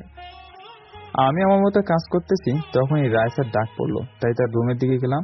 ম্যাডাম আমাকে ডেকেছেন? কেন যদি বলতেন, আমার আবার আরেকটা কাজ করতে হবে। ম্যাডামের সাথে নত হয়ে বললাম, আরে চাচা, অনেক কাজ করতেছেন, এত কাজ করতে হবে না, এমনিতেই অনেক বয়স হয়েছে আপনার। শোনেন, কালকে আমার একটা বন্ধু আসবে, ভালো মন্দ রান্না করবেন, আমি যেন তার সামনে ছোট না হই। আচ্ছা ম্যাডাম, ঠিক আছে, আমি আপনার সম্মান নষ্ট হয় এমন কোনো কাজ করবই না বলে চলে আসলাম। আবার আপুদের সাথেও অনেক কথা বলে ঘুমিয়ে পড়লাম। এইদিকে রাইসা ভাবতেছে, কি ব্যাপার রাসেল, আমাকে একটা মাস হলো ফোন দেয় না কেন? আমি তো কিছু বুঝতে পারছি না, যে এই মানুষটাকে 1000বার মানা করার সত্ত্বেও বারবার ফোন করে খবর নিত। এখন আবার কি হলো? কিছু হয়নি তো? বলেই রিয়ার কাছে ফোন দিল। রিয়া বলল, হ্যালো, আসসালামু আলাইকুম ভাবি, কেমন আছেন? আমি ভালো আছি। আব্বু আম্মু আর তুমি কেমন আছো? আমরা সবাই অনেক ভালো আছি, শুধু ভাইয়ার কথা জানি না। কেন কেন, তোমার ভাইয়ের কি হয়েছে? ভাইয়া তো ঢাকায় গেছে, ঐশী আপুদের বাসায়। 1 মাসের বেশি সময় হলো, কি বলে কাজ করবে। তারপর অনেক কথা বলে রাইসা ফোন কেটে দিয়ে ভাবতে থাকে, তাহলে পাগলটা আছে কোথায়? না, আমি একটু আপুদের বাসায় যাব। আব্বু আম্মু আর আপুটা উঠে আমি বাড়ির সব কাজ করলাম। বাড়ির সব কাজ করে রান্না শেষ করলাম। এর মাঝে ম্যাডামের বন্ধুটা এসে গেছে। তাকে দেখেই তো আমার মেজাজ গরম হয়ে গেল, কেননা এই লোকটাই সেই দিনের ছেলেটা। শালারে যে কি যে করবো। হাই আশিক, কেমন আছিস? আর আসতে কোনো অসুবিধা হয় নাই তো? আরে না, আমি অনেক ভালো আছি। তুই থাকতে আমার কিছু হতে পারে নাকি? কথাটা শুনে আমার খারাপ লাগলো। আমাকে হয়তো ধীরে ধীরে ভুলে যাবে, আর আমি তাকে আপন করে পেতে কষ্ট করে যাচ্ছি। তখনই, এই রহিম চাচা, খাবার পরিবেশন করো তাড়াতাড়ি, আর এইখানে 3টা কফি বানিয়ে নিয়ে আসো। আচ্ছা ম্যাডাম, একটু দাঁড়ান, আমি এই গেলাম আর এলাম। তারপরে কফি নিয়ে আসলাম, এক এক করে সবাইকে দিলাম। আজ যখন আসিফের হাতে কফির মগটা দিতে যাচ্ছি, তখন আমার হাত ফসকে কফির মগটা আশিকের উপরে পড়ে যায়। অসাবধানতার জন্য আমি যখনই কফির মগটা শাকিলের হাতে দিতে গেছি, অমনি হাত থেকে কফির মগটা শাকিলের এমন একটা কাজ করে যা আমার চোখ বিশ্বাস করতেই পারছে না। রাইসা কি করে পারলো এটা করতে? আর বৃষ্টির চোখ তো কপালে ওঠার মতো অবস্থা। তাহলে চলেন একটু শুনে আসি কি ঘটনা ঘটেছে। রাইসা উঠে এসে ঠাস ঠাস করে 2টা থাপ্পড় লাগিয়ে দিল আর বলতে থাকে, দেখে কাজ করতে পারেন না? দেখলেন তো, ওর কাপড়টা নষ্ট করে ফেললেন, এখন যান এখান থেকে। আমি চোখের নোনা জলটা মুছে সেখান থেকে চলে আসলাম। আসলেই খুব কষ্ট হচ্ছে, ভুল তো মানুষই করে, তার জন্য এমন করতেই হবে। ওইদিকে, রাইসা, তুই এটা ঠিক করলি না। চাচার গায়ে হাত তুলতে তোর বিবেকে বাঁধলো না? কি করে পারলি তুই এটা করতে? আমার কিছু খেয়াল ছিল না রে, আসলে শাকিল কতটা ছোট হয়ে গেল সেটাই বেশি ভেবেছিলাম আমি। আসলে পর মানুষের জন্য তোর দরদ ঠিকই ছিল, কিন্তু নিজের আপন মানুষটার জন্য একটু না। বুঝতে পারবি একদিন। বলেই বৃষ্টি সেখান থেকে আমার কাছে চলে আসে। রাইসা, আসলে এই কাজটা করা তোমার ঠিক হয়নি। সে তো আর ইচ্ছাকৃত ভাবে আমার উপর ফেলেনি। হাসি বলে আর কিছু না শুনে চলে গেল। আসলে আমি এটা কি করে করতে পারলাম? এইভাবে একটা বৃদ্ধ মানুষের গায়ে আঘাত করলাম। না, তার কাছে আমার ক্ষমা চাইতেই হবে। তাই আমার রুমের দিকে আসতে থাকে। এইদিকে, আমি দুঃখিত, তোমাকে এইখানে না আসতে বললে আজকে আর এই মারটা খেতে না। আমাকে ক্ষমা করে দিও আর চলে যাও এখান থেকে। এখানে থাকলে শুধুই তোমার কষ্টই হবে। কার কষ্ট হবে শুনি একটু। তখন পিছন থেকে এটা শুনে আমি আর বৃষ্টি দুজনে ভয় পেয়ে যাই, যদি সবটা বুঝে যায়। না রে রহিম চাচাকে আমি আমার একটা কাজিনের কথা বলছিলাম। আসলে আমার কাজিনকে রহিম চাচা চেনে, সেই জন্য। ও আচ্ছা। এই মেয়ের মাথায় বুদ্ধি আছে বলতেই হবে, ঠিক সময় ঠিক সূত্র প্রয়োগ করে অঙ্কের ফল ঘোরাতে পারে। বৃষ্টি তুই সর, আমার রহিম চাচার সাথে কিছু কথা আছে। তখন বৃষ্টি সাইডে যায়। আমি চিন্তায় আছি কি করবে, যে কাছে আসতে হবে। তখনই রহিম চাচা ছিল না, আপনার গায়ে হাত উঠানো আমার ঠিক হয় নাই। আমি সত্যিই অনুতপ্ত এই বিষয়টার জন্য। ম্যাডাম, এমন করে বলবেন না, আপনি তো কাজটা ঠিকই করেছেন। আমার উচিত ছিল সাবধানে কাজ করা। আপনি আমার ভুল ধরিয়ে দিয়েছেন, এতে আপনার কোনো ভুল নেই। আসলে শাকিল বৃষ্টিকে পছন্দ করে, তাই এখানে এসেছিল বিয়ের কথা বলতে, আর আপনার ওই কাজ দেখে আমার রাগ উঠে যায়। এইটা শুনে আমি একটু খুশি হলাম, কেননা আমি যেটা ভেবেছিলাম সেটা পুরাই ভুল। আর বৃষ্টি মামনি আপনাকে খুব মানাবে। কিন্তু আপনার এই ভুলের জন্যই শাকিল আমাকে কথা শুনিয়ে চলে গেছে। আমি আপনাদের কাছে ক্ষমা চাচ্ছি, আমার জন্য আপনাদের অনেক বড় ক্ষতি হয়ে গেল, ক্ষমা করে দিবেন দয়া করে। এইভাবে অনেক কথা হলো। একদিন সকালে বাসায় চিল্লাচিল্লি শুনে আমি বাগান থেকে দৌড়ে ভিতরে আসি। ভিতরে এসে দেখি কাজের মেয়েটা মাটিতে পড়ে আছে। এই জরিনা, তোর কি হলো? এমন করে পড়ে গেলি কেন? কিন্তু জরিনার কোনো কথা নেই। নিস্তানি দিচ্ছে শুধু। তখন বাড়ির সবাই চিন্তায় পড়ে যায়। আমার আর বুঝতে বাকি রইল না জরিনার কি হয়েছে। তাই রাইসা ম্যাডামকে বলতে লাগলাম, ম্যাডাম আপনি আপনার পায়ের জুতো খুলে জরিনার নাকে ধরেন, সব ঠিক হয়ে যাবে। আমার কথা শুনেতে সবাই আমার উপরে রেগে ফায়ার, কারণ তাদের মনে আছে আমি এমন টাইমেও মজা করতেছি। চাচা মজা করাও, কিন্তু একটা সময় থাকে। দেখতেছেন মেয়েটা অসুস্থ আর আপনি মজা করতে ব্যস্ত। হ্যাঁ, আপনি মজা করছেন কেন? আরে আপনারা শুধু আমার ভুল বুঝতেছেন, আমি মজা কেন করব? আপনি শুধু শুকেই দেখুন না কি হয়। আচ্ছা রাইসা, চাচা যখন বলছে একটু জুতা শুকিয়ে দেখতো কি হয়। আচ্ছা ঠিক আছে, তবে যদি খারাপ কিছু হয় তাহলে চাচার কিন্তু খবর আছে। তারপর আস্তে আস্তে জুতা জয়িনার নাকে শুকাতেই জয়িনার ঝাঁকনা কমতে থাকে। কিছু সময় পরে জয়িনা পুরো ঠিক হয়ে যায়। দেখেছিস, রাইসা চাচা ঠিক কথাই বলেছে, জুতা শুকিয়ে রোগ ভালো হয়ে গেল। হ্যাঁ রে, আমি একজন ডাক্তার হয়ে ধন্যবাদ চাচা।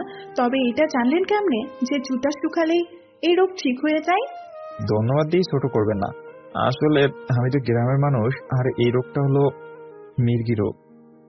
যখন হয় রোগী শুধু ঝাঁকুনি করতে শুরু করে আর পানির দিকে যেতে চায়, আর চামের জুতা শুকালে ঠিক হয়ে যায়। যাক, আপনি জানতেন বলেই আজকে জরিনার কোনো সমস্যা হলো না। এমন করে আরো অনেক কথা বলে যে যার কাজে চলে গেল। আমি আর বাগানে না গিয়ে রান্না করার কাজে যেতে নিলেই রাইসা থামতে বলে। আচ্ছা চাচা, আপনার কি ভালো কোনো পোশাক নেই? সেই প্রথম থেকেই দেখছি আপনি এইসব পুরনো পোশাক পরেন। আসলে ম্যাডাম, আমি তো আর ধনী না যে আমার ভালো পোশাক থাকবে। আমার কাছে তো এইগুলোই নতুন পোশাক মনে হয়। এইটা ঠিক বলেছেন, কিন্তু আপনার কথা বলার ধরনটা পুরাই আমার পাগলটার মতো। ম্যাডাম, আপনার পাগলটার মতো বলতে কিছুই তো বুঝতে পারলাম না। না এমনি, আপনি বুঝবেন না। চলেন আপনাকে নিয়ে শপিং মলে যাই। বলেন, আমি তো জানি পাগলটাকে। তারপর রাইসা আমাকে আর বৃষ্টিকে শপিং মলে নিয়ে গেল। এই মলটা অনেক বড়, সব নামি দামি মানুষ এখানে শপিং করতে আসে। রাইসা আমার জন্য নিজের পছন্দের বিদ্যুতের পোশাক অনেকগুলো কিনলো, আর বৃষ্টির জন্য সাথে বাড়ির আর কাজের লোকদের জন্য নিল। কিন্তু আমি একটু অবাক হলাম, আরো 6টা প্যাকেট করে ড্রেস কিনলো, এইগুলো কাদের বুঝলাম না। আমি এইসব ভাবতেছি, তখনই সামনে দেখলাম আপু আর দুলাভাই শপিং মলে ঢুকতেছে। এই যা, এবার কি হবে? না, এই অবস্থায় আমাকে তারা চিনবে না। কিন্তু রাইসা আপুকে দেখেই সামনে গেল। আসসালামু আলাইকুম আপু, কেমন আছেন? ওয়ালাইকুম আসসালাম, আমি অনেক ভালো আছি। তুমি কেমন আছো? আমি অনেক ভালো আছি। আপনারা হঠাৎ এইখানে? আর বলিও না, এটা তোমাদের দুলাভাই। তারপর তাদের সাথে পরিচয় করিয়ে দিলাম। তা ডাক্তার ম্যাডাম, আপনি একা এখানে? আমার বাদর শালা বাবুটা কোথায়? শালা দুলাভাই আমাকে বাদর বলা?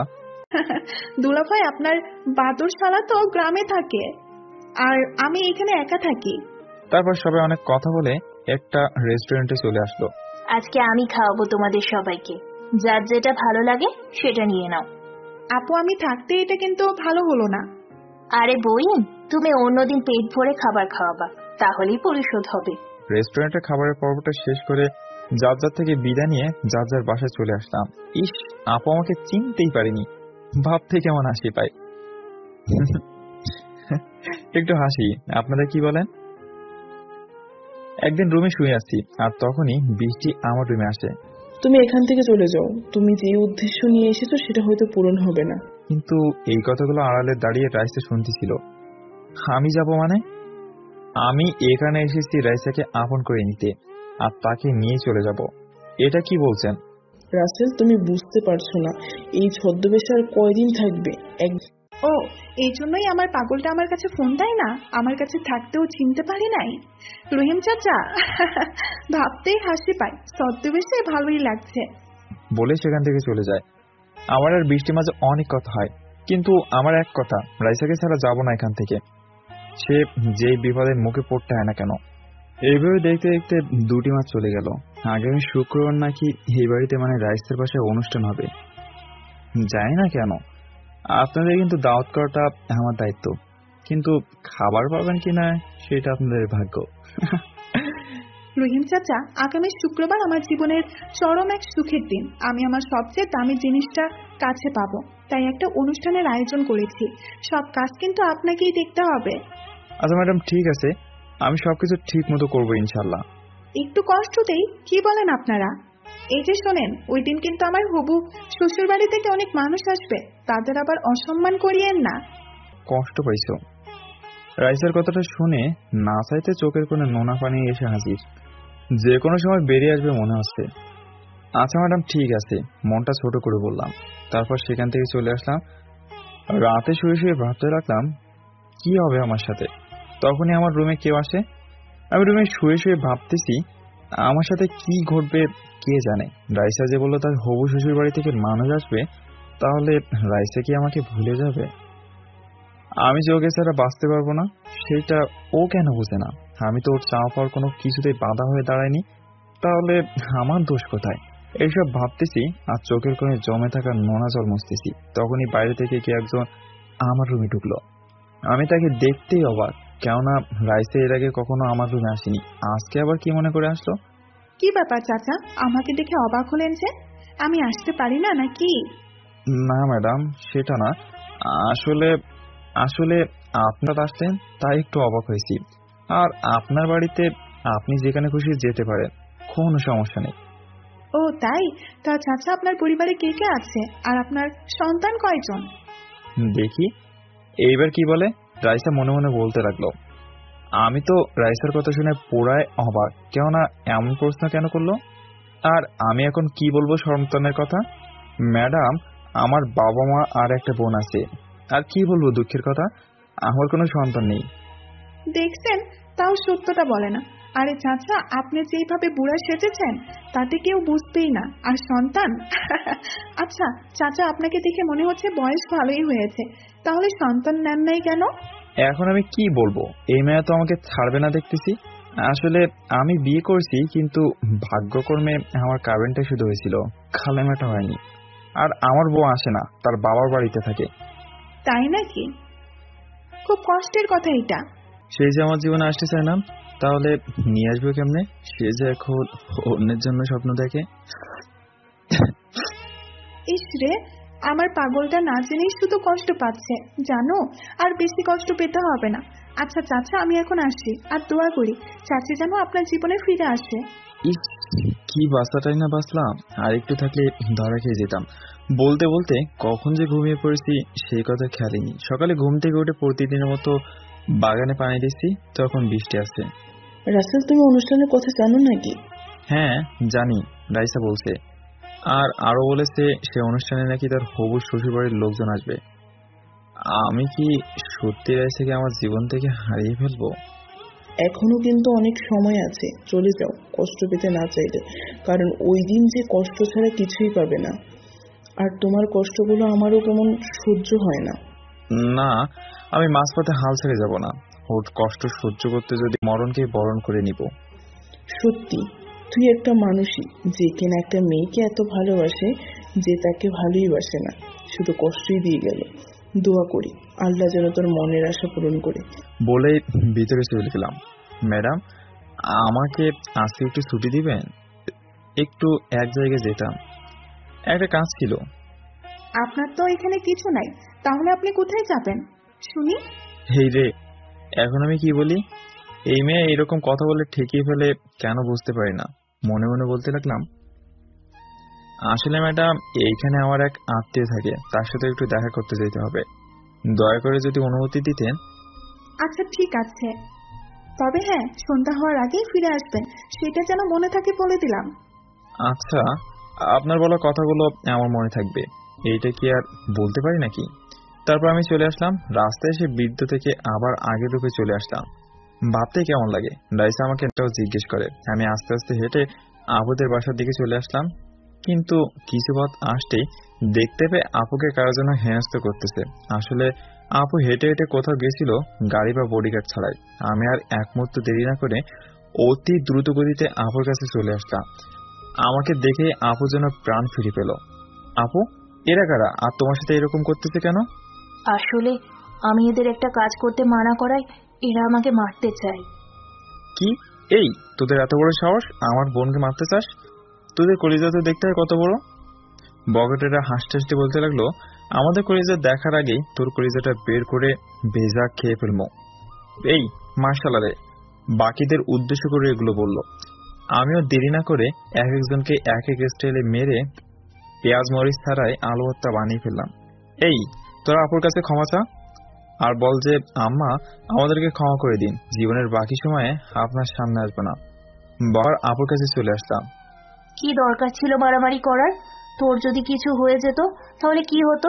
হ্যাঁ আপু, আমি যদি ওদের না মারতাম তাহলে কি আর তোমাকে এভাবে ছেড়ে দিত বলো? আর আমি বেঁচে থাকতে আমার আপুর কিছু হবে সেটা কখনো সম্ভব না। সত্যি ভাই, মাঝে মাঝে মনে হয় তুই মানুষ না ফেরেশতা, আমাদের বিপদে ঠিক সময় এসে উদ্ধার করিস। আপু, আমি ফেরেশতা হতে যাব কেন? আমি আল্লাহর এক পাওয়াচার দুনিয়ার পাপী বান্দা মাত্র। তারপর আমি আর আপু বাসায় চলে আসলাম। কি বাবা, কেমন আছিস? আর এতদিন পরে মায়ের কথা মনে পড়লো তাই না? আরে আম্মু, তোমাদের কথা আমার সবসময় মনে পড়ে, কিন্তু কি করবো বলো, আসার যে সময় নেই। তোমাদের বৌমাকে আপন করে পেতে এইটুকু কষ্টটুকু করতেই হবে। তখনই পিছন থেকে আব্বু বলে ওঠে, আমি বললাম রাইসের সাথে কথা বলে সব ঠিক করে দেই, কিন্তু তুই তো আমার কথা শুনলি না। বাবা, সেটা বললে করা যেত, কিন্তু এতে প্রমাণ তোর সাথে কথাই পারবো না, একটা না একটা বলে ঠিকই আমাদের ঠেকিয়ে দিবি। আর শোন, আমার সকল সম্পত্তি তোর আর ঐশীর নামে লিখে দিচ্ছি। এটা আমি একা না, তোর মা ঐশী শরীফ মিলেই ঠিক করেছে। বাবার কথা শুনে আমার একটু রাগ হলো, কেননা তারা আমাকে তাদের কষ্টে গড়ে তোলা সম্পত্তি কেন লিখে দিবে। বাবা, এটা কি করেছো? এই সম্পত্তি শুধু আপুর, আমাকে কেন দিচ্ছ? এই পিচ্ছি, তুই এত কথা বলিস কেন? আমাদের কি কম আছে যে তোকে দেওয়ার কারণে আমাদের সম্পত্তি কমে যাবে? বুঝতে পারলাম এদের সাথে কথা বলে আর কিছু হবে না, কারণ এরা যা করেছে সেটা আর উল্টাবে না। তারপর অনেক কথা হলো আমাদের মাঝে। আমি সবার থেকে বিদায় নিয়ে বাসায় চলে আসলাম। আসার সময় বাবা একটা কাঠ হাতে ধরিয়ে দিয়েছে, বুঝি না কাঠ দিয়ে কি করে। দরজা দিয়ে যেই না ভিতরে প্রবেশ করেছি তখনই বৃষ্টি বলে ওঠে, কি ব্যাপার চাচা, এক্ষুনি চলে আসলেন যে? রাইসা তখন আমাদের দিকে তাকালো। দেখতে পারলাম রাইসার মুখে হাসি রেখা ফুটে উঠলো। জানি না, না দেখে থাকতেই পারছিলাম না, শুধু ছটফট করতেছিলাম। তাই তাড়াতাড়ি চলে আসলাম আপনাদের দেখতে। এখন অনেক খুশি লাগতেছে, মনে হচ্ছে প্রাণ ফিরে পেলাম। আমাদের জন্য নাকি আপনার রাইসা ম্যাডামের জন্য? কোনটা? আমার কানে কানে বলেই হেসে উঠলো, কি যে বলেন না ম্যাডাম, আপনারা সবাই আমার কাছে সমান। তার একটু সময় থেকে আসতেই পারতেন, অনেকদিন হলো কোথাও যান না।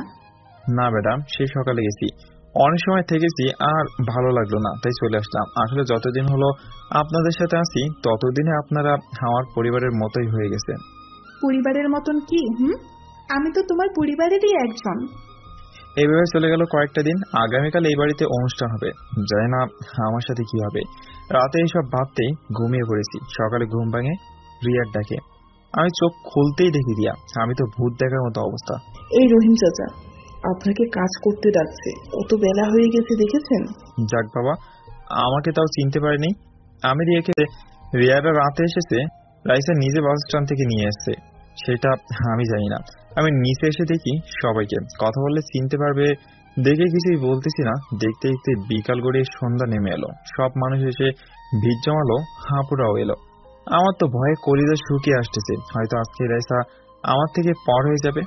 আমি কি করে বাঁচবো, সেই যে আমার বেঁচে থাকার উৎস, এইসব ভাবতেছি আর সবার দেখাশোনা করতেছি। তখন রাইসা ম্যাডাম স্টেজে উঠে মাইক্রোফোন হাতে নিয়ে আমার নাম ধরে এমন একটা কথা বলে যা শুনে আমার সারা শরীর ঘামতে শুরু করে। কেননা কথাটা ছিল তাহলে চলেন কথাটা শুনিয়ে আসি।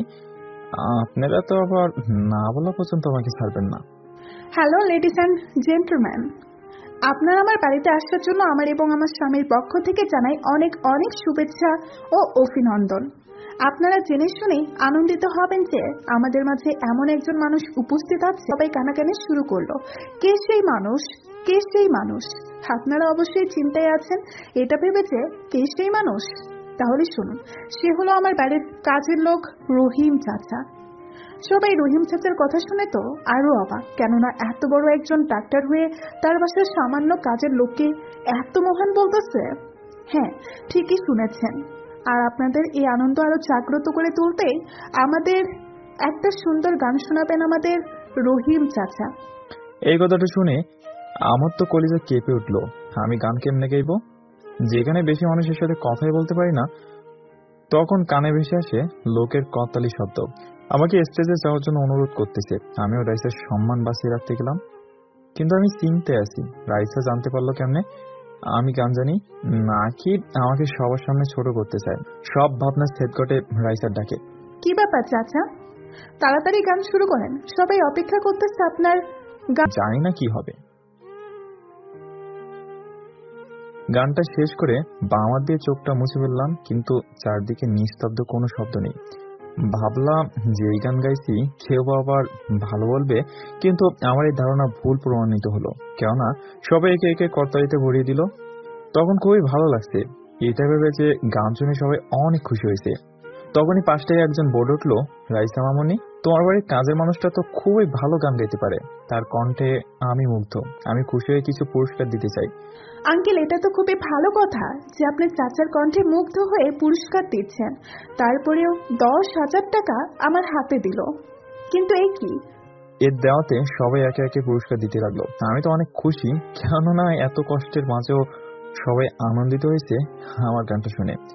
আপনারা তো এখন অনেক খুশি, কিন্তু আপনারা সবাই বলেছিলেন আমি বিবাহিত কিনা, কিন্তু আমি জবাবে কিছুই বলতাম না। আজকে আপনাদের বস থেকে 7 বছর আগে ঠিক একই দিনে আমার বিয়ে হয়, কিন্তু আমার কপাল ভালো কি মন্দ ঠিক বলতে পারবো না। তবে বিয়ের শুধু কাবিনটাই হয়েছিল, কালেমা হয়নি। আপনারা জানতে চাইবেন না কে সেই ব্যক্তি যে কিনা তার সুখকে গলা টিপে মেরে ফেলে আমার সুখকে বাঁচিয়ে রাখার জন্য লড়াই করেছে? এই সেই মানুষটা যে আমার পুরো পৃথিবী আমাকে দেখিয়ে বলল। এইটা শুনে আমি অজান্তেই কেঁদে দিলাম, যে আমাকে আড়াল থেকে এত ভালোবেসেছে অথচ আমি বুঝতেই পারিনি। এই বুড়া বেটা আপনার স্বামী কি করে হয় বুঝতে পারতেছি না। তারপরেও স্বামী বাড়ির কাজের লোক। আসলে আজকে মেয়েদের রুচি হারিয়ে গেছে। আপনারা এখনো আসল কথা জানেন না, তাই আগে শুনে পরে ভাবেন। এই যে বুড়া মানুষটাকে দেখতেছেন, সে আসলে বুইড়া না। সে আমার কাছে থাকার জন্য ছদ্মবেশী হয়ে আমার বান্ধবীর মাধ্যমে আমার বাড়িতে কাজের লোক হিসাবে থেকেছে। কোনোদিন বুঝতে পারলাম না যদি ওর আর বৃষ্টির কথা বলাগুলা না শুনতাম। তো বলেছিলাম সেসব রাইসা শুনে ফেলেছিল। তাই তো বলি, রাইসা আমার রুমে কোনোদিন আসে না, ওই দিন কেন আসতো? এইবার আসল কাহিনী বুঝতে পারলাম। তারপর রাইসা আমার মুখে থাকা দাড়ি মোজ সব খুলে দেয়, আর এইসব দেখে সবাই তো অনেক অবাক হয়ে যায়। জানেন রাসেল কি জন্য আমার বাড়ির কাজের লোক হয়েছে? জানেন না তো?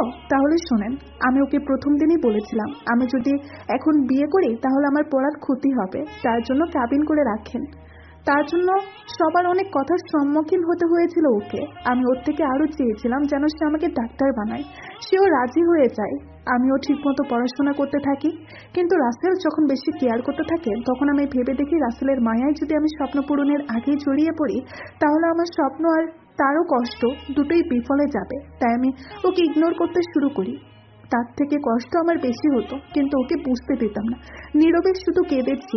যখন ডাক্তার হয়ে যায় তখনও মেনে নেয়নি। কেন জানেন? কারণ আমি চাইতাম আমার স্বামীর জন্য, তাই তো আমার স্বামীর নামে একটা কোম্পানি কিনেছি, যেটা আমাদের ভালোবাসা দিয়ে বড় করব। তার চোখে আমি অনেক কষ্ট দেখেছি, কিন্তু আফসোস, স্বপ্ন পূরণ করার জন্য সেই কষ্টের ভাগীদারি হতে পারিনি। আমাদের ভালোবাসা হয়তো সত্য ছিল, তার জন্যই আজও সে আমাকে ভুল বোঝেনি।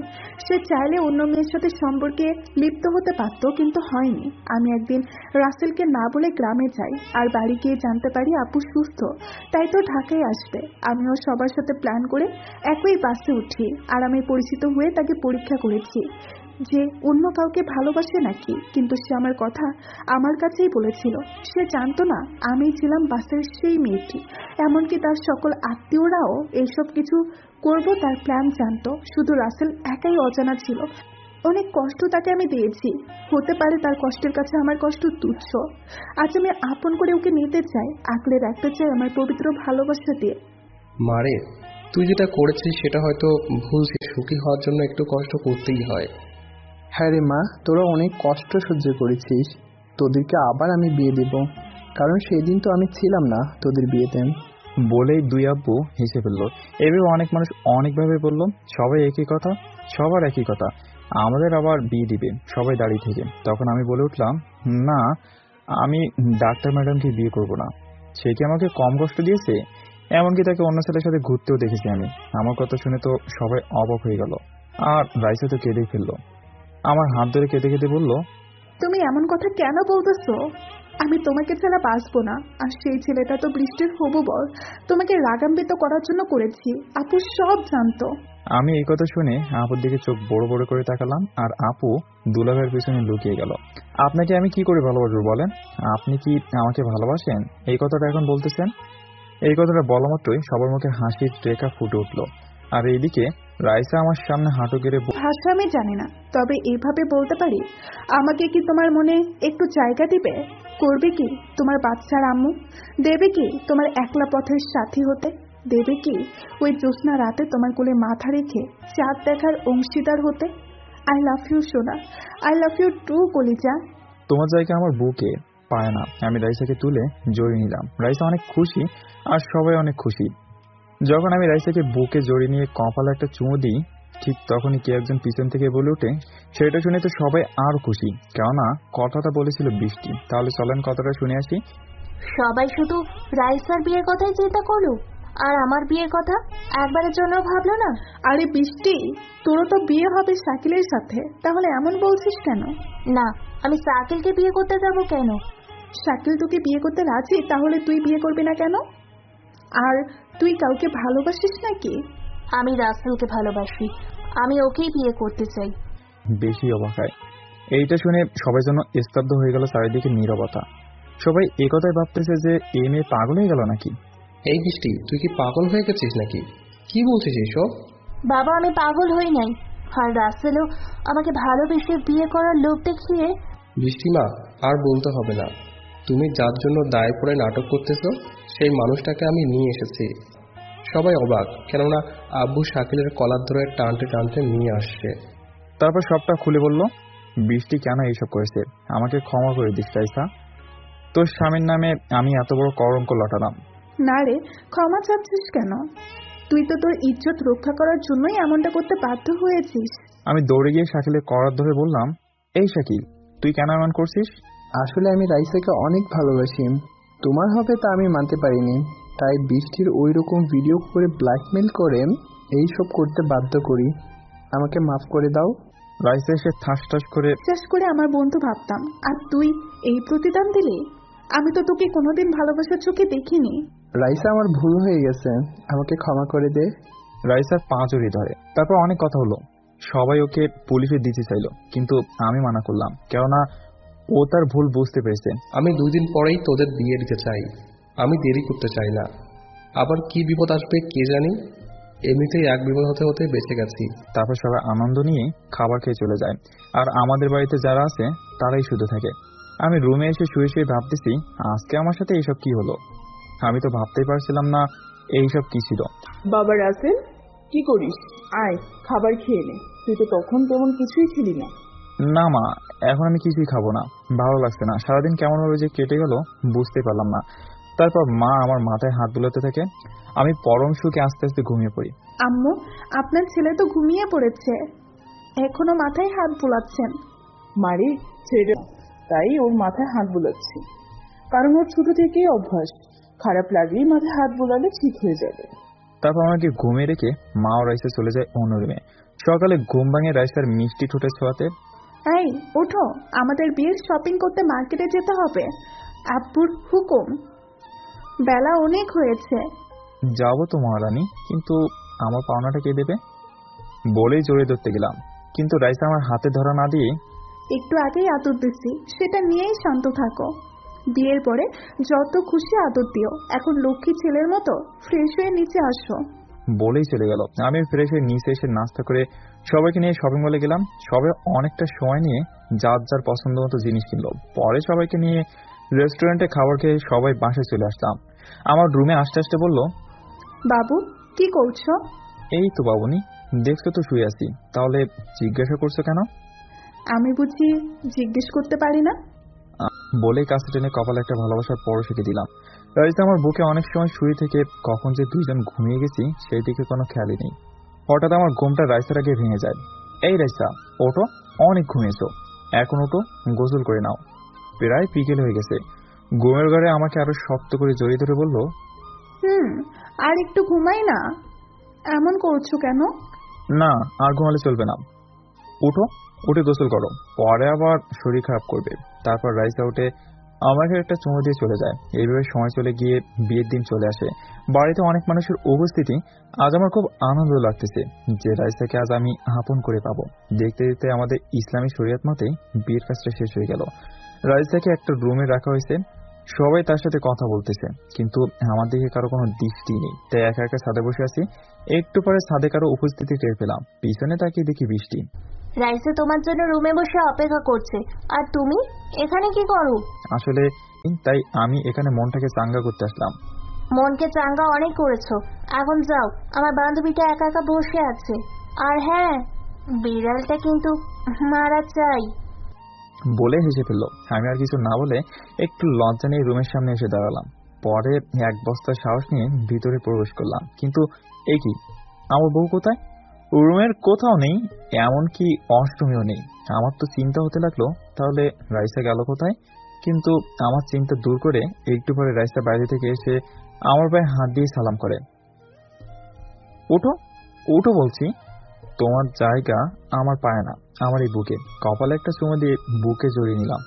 এই ছাড়ো, আগে চলো নামাজ পড়ে আল্লাহর কাছে আমাদের সংসার জীবনের সুখ চেয়ে নেই। তারপর দুইজনে উজু করে একসাথে নামাজ পড়ে নিলাম। তারপর রাইসাকে খাটে বসে দিয়ে আমি বিড়াল খুঁজতে লাগলাম একটা লাঠি নিয়ে। এই, তুমি পাগল টাগল হলে নাকি? এভাবে পাগলের মতো? বৃষ্টি আপু বলল আজকে নাকি বিড়ালটা মারতে হবে, তাই বিড়াল খুঁজতেছি, কিন্তু ঘরের কথা বিড়াল তো নেই। আরে গাধা, এই বিড়াল সেই বিড়াল না, আসো আমি দেখিয়ে দেই। তারপর আমি খাটে গিয়ে বসি। রাইসা আমার ঠোঁট জোড়া তার দখলে নিয়ে নেয়। প্রায় 10 মিনিট পর ছেড়ে দিল।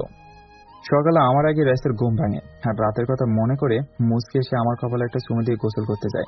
এইদিকে আমার ঘুমটাও ভেঙে যায়। চোখ মেলে দেখি রাইসা আমার কাছে নেই। একটু পরে তার লম্বা চুলের পানি ঝাড়তে ঝাড়তে আমার কাছে আসলো। কি মহারাজের ঘুম ভেঙেছে নাকি? আমি কিছু বলছি না, শুধু ওর দিকে তাকিয়ে আছি। অসম্ভব সুন্দর লাগছে রাইসাকে। আমি ওকে টান দিয়ে বুকের মধ্যে জড়িয়ে নিলাম। এই দুষ্টু, ছাড়ো, রাতে এত আদর নিয়েও মন ভরে নাই, তাই না? তারপর বলতে লাগলাম, তোমাকে যতই দেখি ততই মুগ্ধ হয়ে যাই। এত সুন্দর কি করে হয় আমার বউটা? কারো যেন নজর না লাগে।